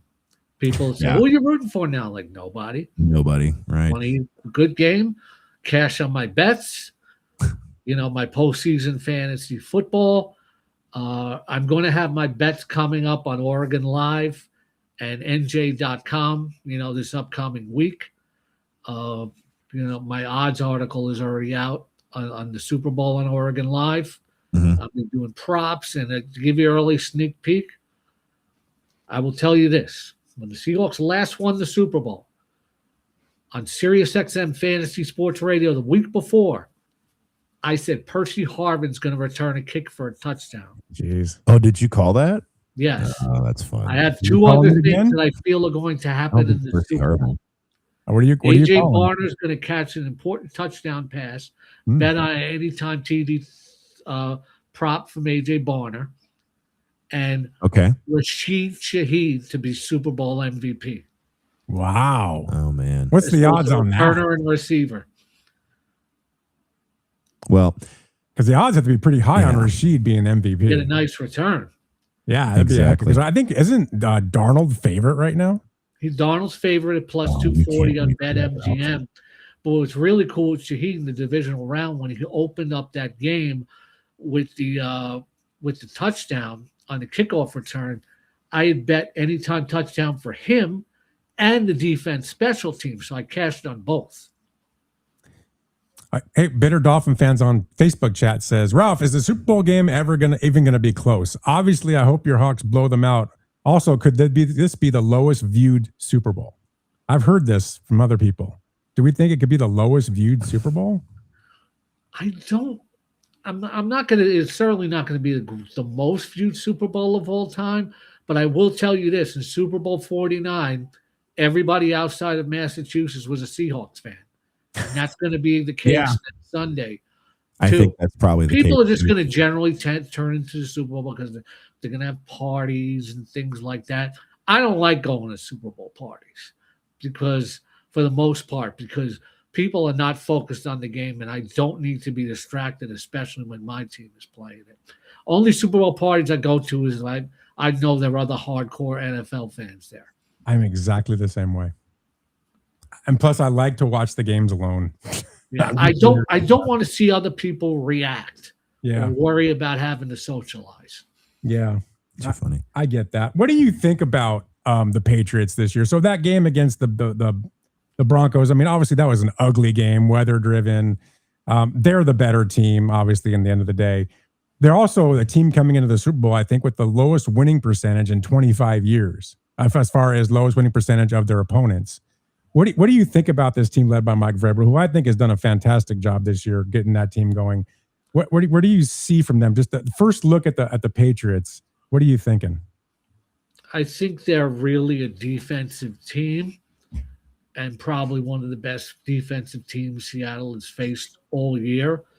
But they also, they scored 27. I don't know how many of the offensive points against Houston. Right. Who I believe is slightly better defense, but the Patriots have the better quarterback. That's why they beat Houston. Drake May's going to fumble 6 times during the playoffs, but he's not going to throw 4 interceptions in a game. He's going to pull a Stafford. Yeah. I just think I respect the Patriots. And as we know, you can ask a Patriot fan, ask him about Eli Manning. Anything can happen in a Super Bowl. Yes. Nothing to give it. But I just think the Seahawks are a more complete team with better players and better talent overall. And I feel like the NFC is better than the AFC. It's almost like the 1990s when the NFC, like this year is, like the NFC is so much better than the AFC that I wouldn't be surprised by a blowout, but I'm also not going to be surprised if it's close. The problem for New England is people say, oh, they face top 5 defenses in the playoffs because their fans are so defensive. And absolutely. And they'll point out what the narrative of they've had the easy schedule. They have. During the regular season, it was the easiest schedule in the NFL. The Seahawks had the 4th toughest. But they beat who they're supposed to beat. So you're a good team if you're beat who you're supposed to beat. Yeah. But, look at the track to the Super Bowl. Terrible offensive line against the Chargers. C.J. Stroud was awful. Yeah. And then they're facing Jarrett Stidham, and they get snow in the fourth quarter. I hate to say it because, I don't like to call teams lucky or something like that, but they've had some fortunate situations. Yes. This is I think by far the best team they're going to face. If an upset happens and New England wins, I'll be very disappointed, but I won't be fully surprised either. This is the Super Bowl. We've seen surprises. It started with Joe Namath. You're going back in the Wayback Machine. Yeah, that's true. He guaranteed a win. And what do you know? They pulled it off. Were they playing the Colts that year? Yep. Was that the Johnny Unitas Colts? I think Unitas started the season. Oh, This okay. was before I started watching football. It was before my time. I think Unitas started the season, but he didn't start in the game. That's the game where Joe Namath, spoke to Satan and said, look, let me win this. You can let the Jets suck for the rest of eternity. Well, that's what happened. That's what happened. That is literally what happened. We've figured it out. Now we know. Right? Yep. Now you know the source of the issue. I do like that Scott brings out the Joe Namath Alabama accent. That was perfect. Thank you. So you're going to join us next week. We're doing our Super Bowl special next week on Saturday. You're going to join us for a little bit, give us your picks and what you got going on. For everybody right now, tell them who are you affiliated with? Where can they find you online? Seahawks.com, of course. Mm-hmm. Also, I work with Advanced Local. There's syndicated newspaper sites across the country, NewJersey.com, Oregon Live, Mass Live, Penn Live, etc. SiriusXM Fantasy Sports Radio on Sundays and Wednesdays, and rotoballer.com for all my fantasy stuff. And if you go on X, you will find Scott all over the Met chats. My gosh, I listen to you sometimes. I go on there just to listen to you. It's what, the Twitter Spaces? Yeah, the Twitter Spaces. You're always on. Twitter Spaces are great, and they're the future. Because look, I don't mind tuning into guys like you. I listen to you, even when I'm not participating in the show, because you're very personal, you're interactive. But Twitter/X Spaces, they're very fun to listen to because you're not watching ESPN and watching one guy talk and hammering his opinion at you. Right. This is all the unfiltered fan, how should I say, viewpoints. Totally unfiltered, and there's so much fun to listen to. I'll go on New York Knicks Spaces. That's how I really started with it. And Knicks fans they're so dedicated. They will talk about a potential Giannis Antetokounmpo trade for 7 hours on end. Yep. They will. And I like to jump in these spaces sometimes and just listen. And sometimes, people ask me to step up and say something. I'm going to be a featured guest on one of them next week. Oh, cool. So, You're definitely the voice of reason on a lot of those. What's that? You're definitely the voice of reason in a lot of those that I've listened to. Well, I do my own Twitter Spaces on Sunday during the fantasy football season. Okay. One last question for you. We have a huge Dodger fan on our show all the time. His name is Shannon Stewart. He texts in constantly. Loves talking. His name is Dodgers. Ralph Romano. Yeah. How you feeling about the Dodgers this year? Are you in the camp of everybody else where you're just, this is ridiculous, this has got to change? I know you're a big Met I don't guy. have strong feelings either way. I'm a Met fan, and obviously I want them to match and beat the Dodgers. The funny thing is, as a Met fan, when I say to my Yankee fan friends, I can now say to them, you guys were the team of the 20th century, and this is the 21st century. The Dodgers, the new evil empire. Yep. Right. You know, you hear Yankee fans saying this is terrible, they're ruining baseball, which is that's really rich. That's the pot calling the kettle black, if there ever was one. And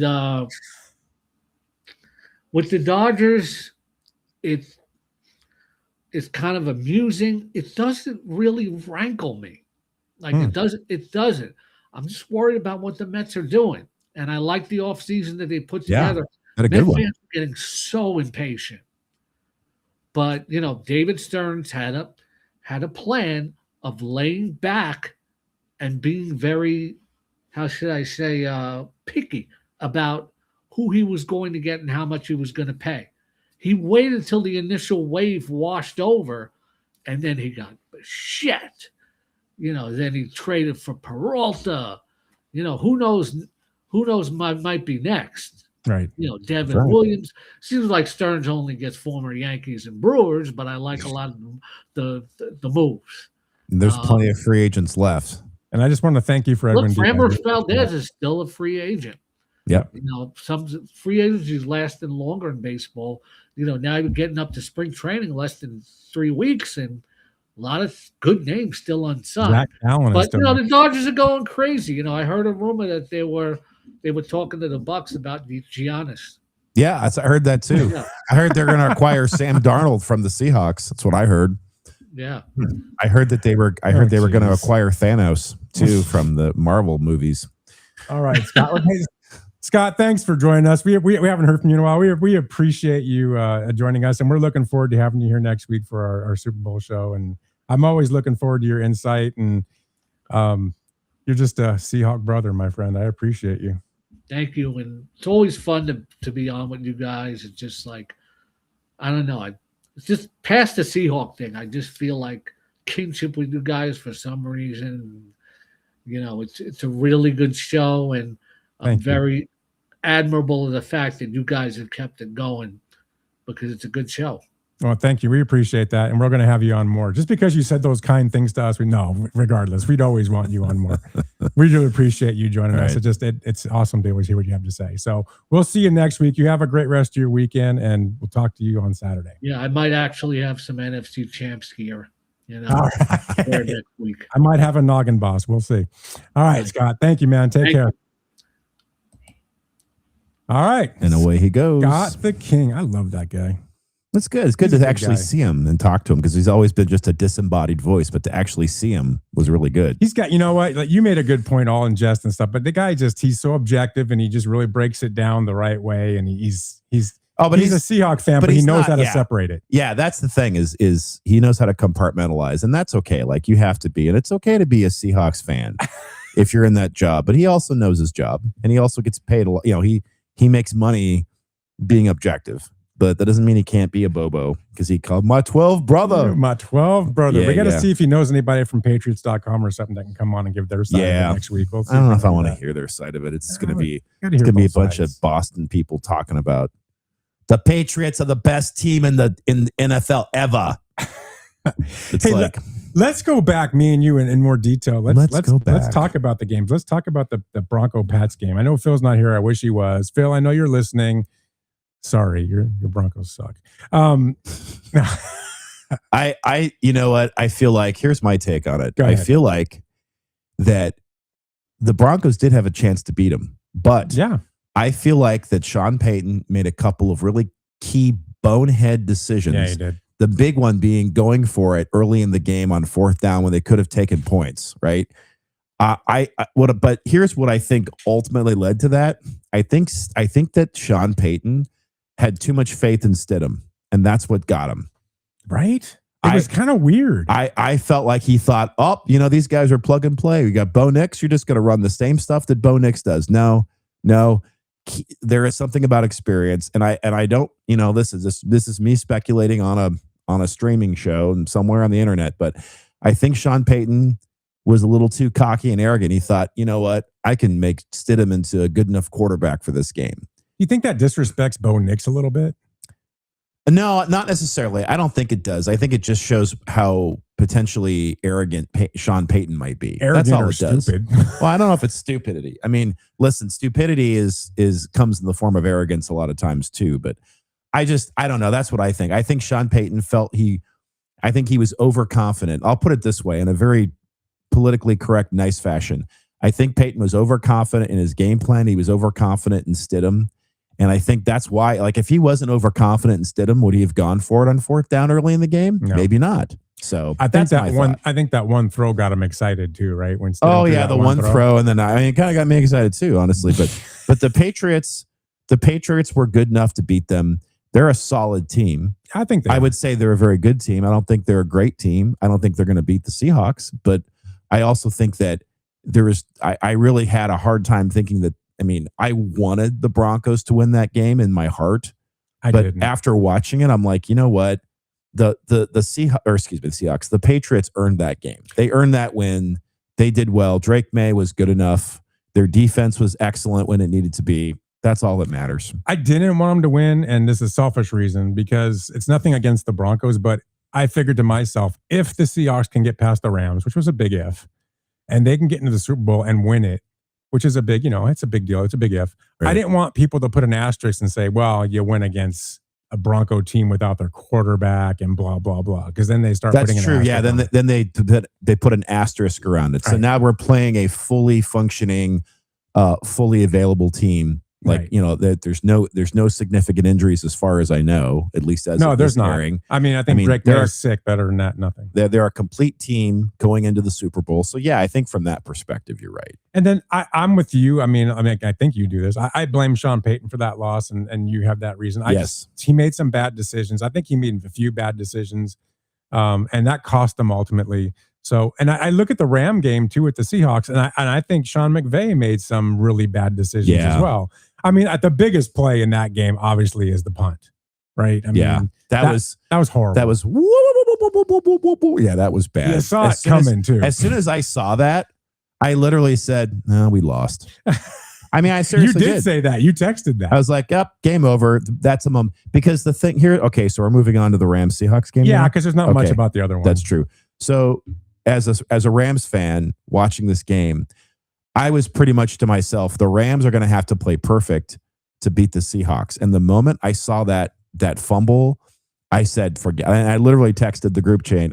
I said, we're done. Because I just don't think that momentum, you can get that back. And also too, and I said this before on the air, was the Rams defense has been so Jekyll and Hyde from like play to play and series to series that I had no faith that they were going to be consistent. And sure enough, they weren't consistent. They made some great plays, and then they let some huge chunks of yardage go. So I was gonna. It would be, to me, it was fun if they won. But in my heart, and again, I did pick the Rams because I wanted them to win. But ultimately, the Seahawks were just too much. And I gotta say, listen, I am such a huge detractor of Sam Darnold, primarily because it gets you worked up. Yeah. Okay, and we know that.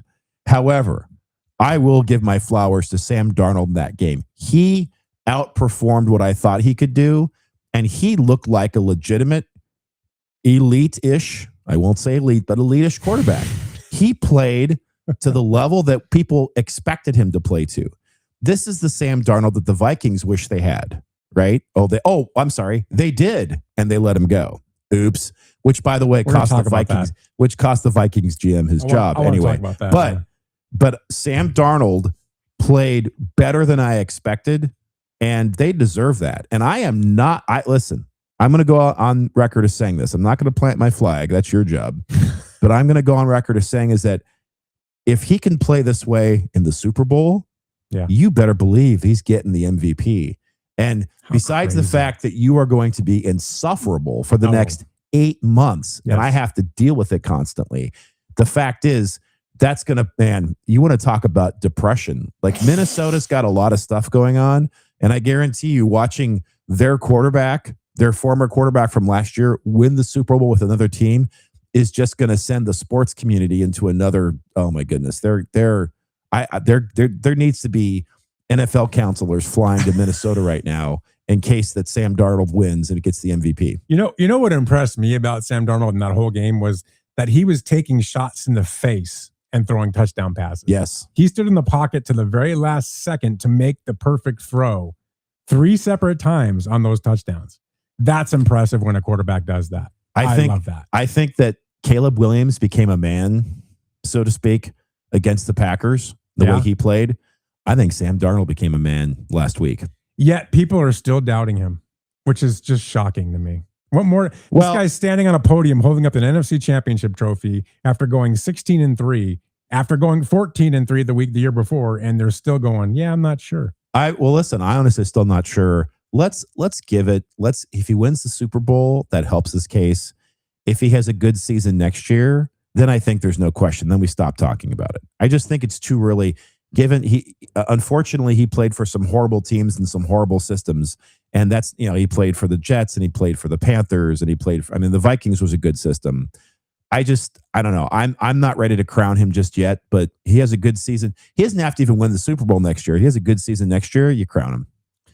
I'm okay with that. Bitter Dolphin fans on Facebook chat says, Ralph, how crazy did you get when the Seahawks player got the taunting penalty? Yeah, so when Tariq Woolen got that taunting penalty, I almost lost it.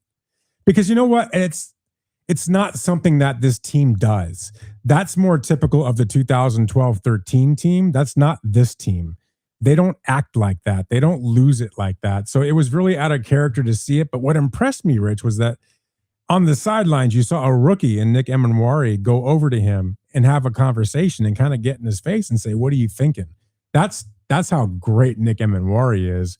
And they bounced back from it ultimately, and they played together as a group, and they kind of shook it off at the end of the game, which I thought was kind of cool. So, but yeah, it did. You could ask my wife. I was not happy when that happened at all. That's funny. At all. I figured too. I watch these games, and I pretty much know how you're going to react to everything. Yes. So I was just like, oh, here we go. Anyway, and I think about you started bringing something up, and I do want to talk about that. Is so the GM in Minnesota loses his job. I think it was yesterday, right? Yes. He gets fired, and you look at his resume, and I think the biggest thing he's probably going to be known for is he let Sam Darnold go. Yep. For JJ McCarthy. I mean, what a mistake. Yeah, and they didn't do anything to significantly shore up their quarterback situation. Which again, what's difficult here. I'm going to say hard because Phil's here is going to be giggity, right? Yeah. But it's difficult because this seems to be the Vikings' MO. They've done this regardless of the organization. I mean, obviously, the Wilfs are a part of it, but the Wilfs, I don't consider them bad owners whatsoever. I just think that it's just difficult for me because the Vikings, regardless of administration, regardless of the leadership, they keep making the same mistakes over and over and over again. Can anybody say Christian Ponder? Hello? Yeah. Hello, Christian Ponder. Right. So anyway, yeah, that really disappoints me. So I don't know if you want to address this quickly before we get into more NFL, but Shannon Stewart, I want to throw him some flowers. Okay, go ahead. He asked if there's a big college basketball game happening in Tempe today.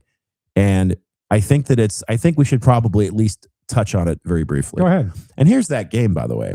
That game, in case you're seeing the shirt I'm wearing here, that game is between the Arizona State Sun Devils. What the hell is a Sun Devil anyway? Versus the number 1 undefeated Arizona Wildcats. So this game, by the way, isn't just a rivalry game, which, by the way, I don't think anybody. Can you do me a favor, Ralph? Can you look up the line on this game on some sporting bet something or other? Yeah. I'm sure this line is ridiculous because here's the thing. Hurley, which Hurley is it? Is it Bobby? Is it Tommy? Is it Billy? Is it Stevie? Whatever Hurley it is that's coaching, I think it's Bobby. Whoever's coaching the Wildcats, or excuse me, not the Wildcats, the Sun Devils, this man is ridiculous. I was so elated when I found out that they were signing him for another season because I just know that means the Sun Devils are going to just be mired in mediocrity, at least their men's team. The women's team is a lot different. They have a really good coach on that side. But Arizona's a 14.5 point favorite. 14.5. Now it's college basketball and yada, yada, yada. But this late in the season to get a 14-point lift, come on. This is ridiculous. But here's the thing. This is the basketball edition of the Territorial Cup. And I have absolutely no question that Arizona is going to walk off the court hoisting that cup. The matter is how much, right? I just think this game is ridiculous. The Wildcats are 21-0. They're 8-0 in Big 12 play. They have a chance to have the best start in school history. If they win this game today, they will surpass their 21-0 run they went on in the 2013-2014 season. Okay. So it's great. I mean, and let's talk about it. I mean, from a conference perspective, I mean, the Big 12's kind of new for them, but whatever. Yeah. Here's the thing. I just think that this game, you've got, Jaden Bradley out there. You've got the freshman duo of Koa Pete and Ivan Karchenkov, and you've got Toby Awaka. This team is solid, right? And I hope my daughter doesn't correct me because she probably knows all these players because she goes to University of Arizona, bear down. But yeah, I think this game is, so if you want to talk about it, what are we going to talk about? We're not talking about the fact that this is going to be a competitive game whatsoever. We're talking about this is a chance for Arizona to make history. They are heavy favorites, and this is going to be a high-scoring game too. The over-under right now is 163. This is going to be a shootout, but man. So Shannon, are you a U of A guy or an ASU guy? He's probably an ASU guy. He talks like an ASU guy. But why? There's nothing to talk about. Well, from a football perspective, they have a lot as to far talk as about. this From game, basketball, this is ridiculous. Why do you want to bring it up? Because team's he gonna get just blown wants out. us to talk about something else other than the Dodgers. I get that. We're But not talking Dodgers. do you have any thoughts on this game at all whatsoever? Yeah, Arizona State's going to get blown out. They're not a good team. U of A is way better basketball program. It's going to be ugly. It's probably going to be 15 to 20 points. And no one's going to watch it. I will. No, I'm going to watch it. I'm not going to watch it because I'm going to be watching the University of Arizona women's club hockey team playing in Peoria. They're going to be playing the Montana State. You're going to it. Yeah, the Montana State game. I won't be watching it because it doesn't matter. It's like this is The Rock. If The Rock were talking to you, what team do you support? I support. It doesn't matter what team you support. The Arizona Wildcats are going to win this game. By the way, this does frighten me though, because this undefeated thing doesn't do very well when you start getting into the postseason. I would like them to legitimately lose a game before they go into the tournament because I don't want them going in cocky. I want them to have some humility and to have a little bit of hunger because listen, these games have not all been easy. They've won a couple of buzzer beaters and close games. I get that. But ultimately, I want the Wildcats to have some adversity before they go in the tournament because I want to see them go all the way. And I guarantee you that on every bracket that I play this season, every March Madness bracket is going to have Arizona winning the whole thing. Think so? You think they're going to win the whole thing?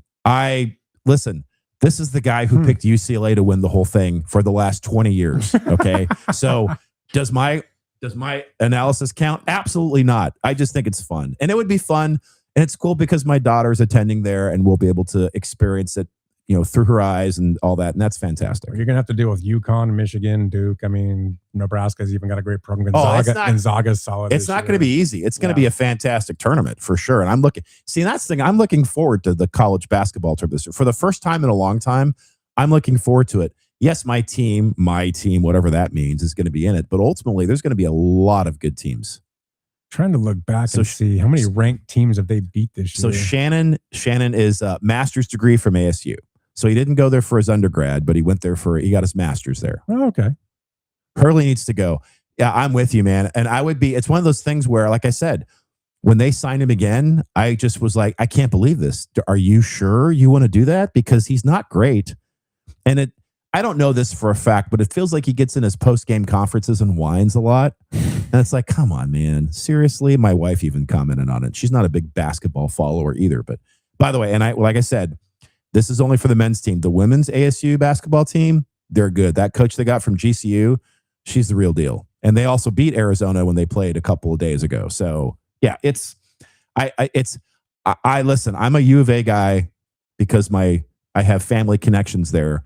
But ultimately, I just love a lot of college sports. And you know what? U of A is not good at everything. They're good at basketball and they're good at softball, right? But even that's going to be different because ASU they got a couple, like at least one girl from Arizona to play for ASU softball. So and I think that in the most recent ranking of the Big 12, I think Arizona and ASU were tied for their rankings. Yeah, in softball. So ASU is going to have a good team. It's going to be fun. It's going to be fun if you like college softball. This is a great place to be right now. But anyway, you're back a big to basketball. college softball guy. I am a big college softball guy, and I have not yet transferred that intensity and loyalty to the AUSL yet, the women's league. They've actually established, I think, 6 city-based teams for the season this year.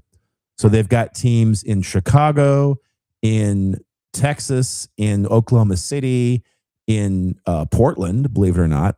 And I forget where else. I should know these teams, and I'm sorry I don't. But ultimately, I think it's going to be fun. My wife and I might go up to Oregon to watch what's the team in the Portland Trail Gangsters? I don't know what the team is. Whatever.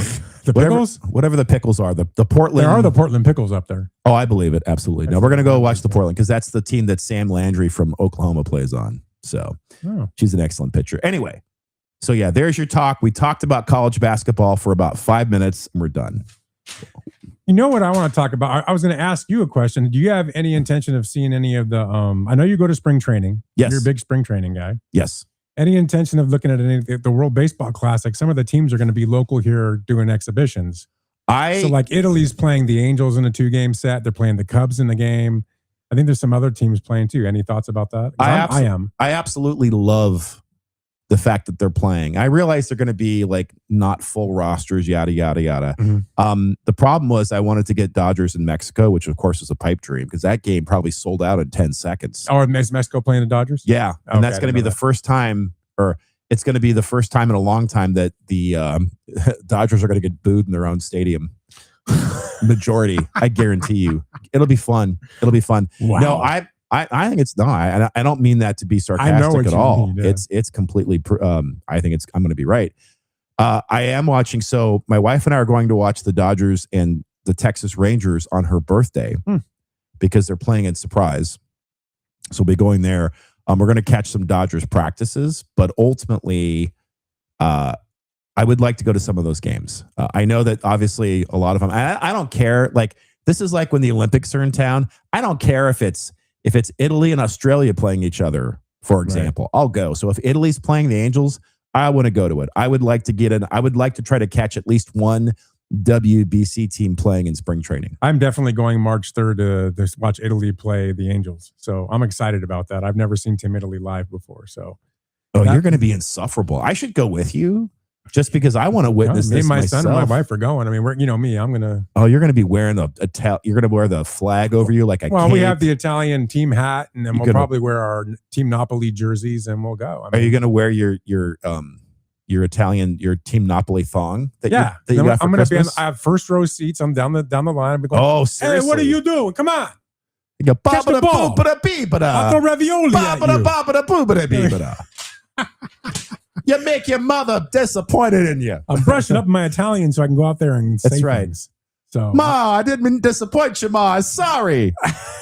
Anyway, I can't wait for the WBC. I'm excited. Yeah, I'm excited for the whole WBC. I am disappointed it's not going to be. There's no games here now because 3 years ago they had games here, and it was the first year I had moved, or I was actually in the process of moving to Arizona. And I remember we actually had our house. We rented our house as an Airbnb. And a couple of those were people going to WBC games. So that was fun. I think the main thing's in Houston this year. Yeah. And then, of course, the championship is in Miami at the where Shohei Ohtani hit his 50th home run in 2024. You can't talk about Dodgers anymore. Shannon will get upset. Oh, I don't want to get Shannon upset. Oh, poor Shannon. So we got any other thing to talk about with the NFL? Any more football stuff? I have the only thing I wanted to bring up, you talked about Minnesota, which I think you're right. Oh, they probably need some therapy right now. What's going on there? And now this happens. I mean, seriously, that guy losing his job. But my other thought was too, Mike McDonald leaving the Ravens 2 years ago. What are they thinking right now? They had Mike McDonald, and what he's done in 2 years in Seattle is amazing. I was a skeptic. I think if you remember 2 years ago, I was a skeptic. And it was more about the attitude of him trying to erase all the vestiges of Pete Carroll in the organization. That was building. I just thought like that was super arrogant to me. But listen, I've come around. I feel like that he has actually backed it up with his coaching. So listen, if you're going to do that kind of stuff, just back it up. And I think Mike McDonald has. And I do agree. I think the Ravens are like, oh, good grief. Did you see him on the podium when they asked him about everybody doubting him, and he looked, we did not care. And they asked him the next morning, what was that about? Because he didn't sound right. He goes, yeah, I was hearing the echo in my voice and I didn't know whether to talk fast or talk slow. He goes, I sounded like an idiot. It's just a rookie mistake. That's funny. And I was like, you know what? That's funny. Okay. That's okay. You're allowed. Hey, you're on the biggest stage at that moment. You can make rookie mistakes. It's fine. As long as you don't use a racial epithet or something on the stage, I think you'll be fine. I keep going back to that game and I keep thinking about Sean McVay. I have a lot of respect for Sean McVay. I think he's a great coach, right? He's done so much in this league. And I keep thinking, why did you go for it and not kick a field goal there? It changes the game. Yeah. He's above that. I mean, did he have that much overconfidence in his team thinking they can score here? I don't know. Or is this a case of being data driven versus being data informed? Yeah. Because maybe the data, the analytics said to go for it. And it's like, I don't care if the analytic, and that's the thing. We've talked about this before with baseball. The analytics work great in the regular season, not so great in the postseason, because the postseason comes down to these moments. Like, am I going to keep Miguel Rojas in the lineup or am I going to sub him at this point? Because the analytics say I should sub him. And that's the thing too in this game. I wonder if, and I don't know for sure. But it feels to me like that was an analytics driven decision, because even Sean McVay, with his encyclopedic knowledge and his ability to recall every play he's called from like high school all the way to now, the fact that he wouldn't see that and go, we should probably take the points. That to me sounds like something else happened. That's just my opinion. I don't know. I don't know Sean McVay's coaching style well enough to know. I just know my wife thinks he's good looking, and that's all that matters. Jesus. I mean, it's true. So we got a couple minutes left. So a couple of minutes. As we go forward, looking to next week, I mean, as a Seahawks fan, I'm going to enjoy this next week. You have media day. You have all these things going on. They've come out with the jerseys already. The Seahawks are wearing all blue, and they show those logos. It's just a cool week, right? But what are you looking forward to next week? I mean, or just during the week or during the game? Is there something some fun facts, something that you want to see how a storyline break out? What are you looking forward to in this Super Bowl? I think this Super Bowl has a lot of really good storylines in it. I do. The two things I'm looking forward to. Okay. The first one is I'm looking forward to the stupid ass questions that some of these reporters ask. Because, on media day, right? Everybody with a press credential is going to be there, and there's all kinds of people asking all kinds of ridiculous, just bizarre, stupid questions to the players, right? Yep. Because they have them in their little booths in the field and they go walk around. I'm curious to see what kind of dumb questions are going to get asked and which ones are going to get actual responses. I'm curious about that. I was there at Super Bowl 49. Oh, so I've been there, so it's fun. Yeah, and there's some stupid questions, and it's so funny I very much enjoy when the media outside of America interviews, right? Because most of these people actually know the game, but there's a few that don't, right? And they're like, and you can tell by the questions they're asking, or maybe they're asking on behalf of like maybe their people in their country are like, hey, ask this question of this player, right? Like whatever. I don't know, man. I think that'd be interesting.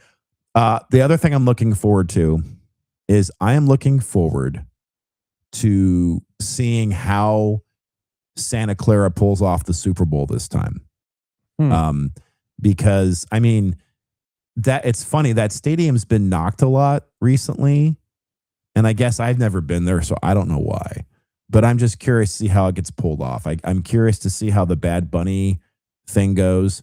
Nobody's gonna care. Nobody's gonna care. It's Bad Bunny. He got more publicity being named the Super Bowl halftime show than anything he's done since Happy Gilmore 2.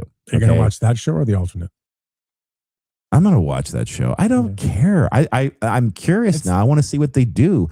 And I'm going to watch the halftime show like I watch every halftime show ever. And that's half-assed, barely paying attention because I'm shoving food in my face because it's time to eat. That's what I'm doing. So it's not going to matter. You could have Bad Bunny, you could have Snoop Dogg, you could have the Super Bowl I halftime show with that guy and his dog and throwing a frisbee to his dog. Like, I don't care.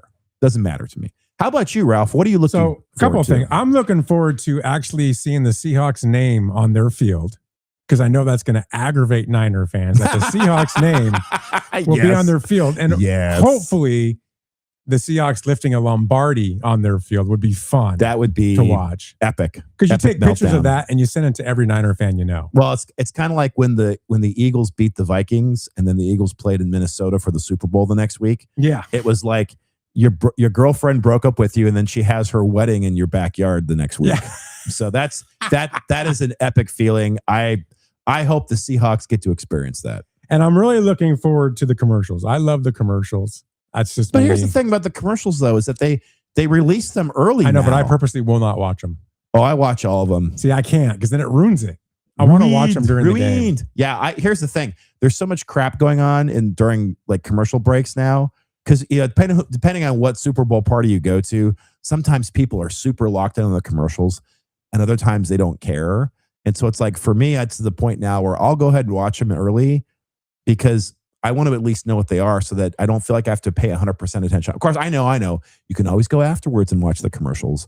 I don't know. I just kind of like watching beforehand. And then are you looking forward to the Puppy Bowl? I am not. I am not, for no other reason than I just don't care. I love puppies. I love dogs. We own cats, but only because it's more practical, because I can't, we travel too much to own a dog. It's not fair to the dog. So we have cats because they don't care. They're obnoxiously arrogant and whatever. But I'm not looking forward to it. No, I will never watch it. I have never watched, let me take it back. I've watched the Puppy Bowl a few seconds one time, and that's it. Really? Yeah. I've watched it more than that.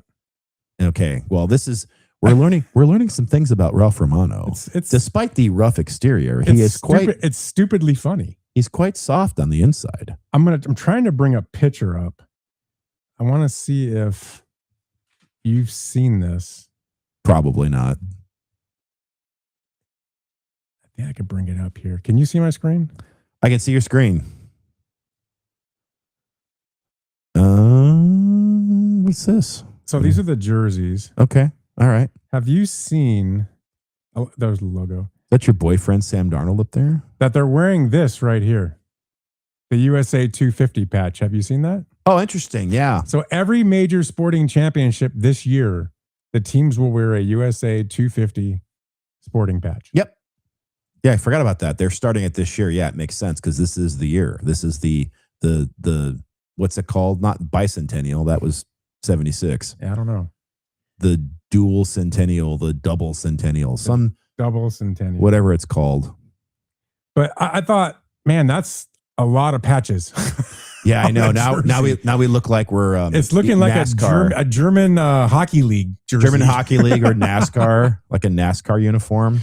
I just thought that was interesting. That kind of got me a little bit. What do you mean got you? Like, did you cry? Did you tear up a little bit? Like, no, I love America. I look forward to the Super Bowl jerseys that come out if your team's in it. I just think it's cool. Yes. I look forward to the merchandise. So I'm always looking forward to that. And I thought, I'm glad we're wearing blue because I didn't want to wear white again. That's what we wore last time. What are the Patriots jerseys going to be? They're just the white jersey that they have. Oh, their normal one? Yeah, the normal. People were saying that both these teams should have wore the throwbacks. It would have been an awesome look. I would have loved it. I would have too, but the old, what's that character? They call him Tommy Patriot, whatever. Yeah, the guy I think that's snapping awesome. The red uniforms. That would have been so cool. And the Seahawks, like the Steve Largent, Cortez Kennedy jerseys, that would have been so excellent. The NFL would not allow it. The NFL sucks. The NFL sucks. You heard it here first, people. They weren't going to allow it. I think it would have been a great look, but I agree. Not going to happen. Boo.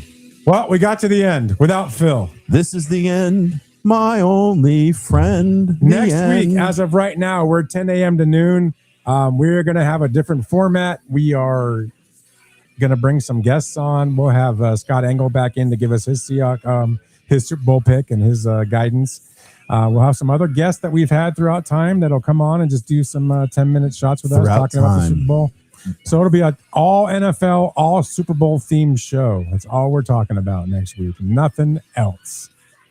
Not even the Dodgers? Not even the Dodgers, Shannon. So if you're looking for Dodger talk, you're going to have to go somewhere else. That's right. I have a couple of sources if you want that. So hey, thanks for joining us. We'll see you all again next week. Same bad time, same bad channel. It's the Weekend Warriors. Have a great week. See you on Saturday.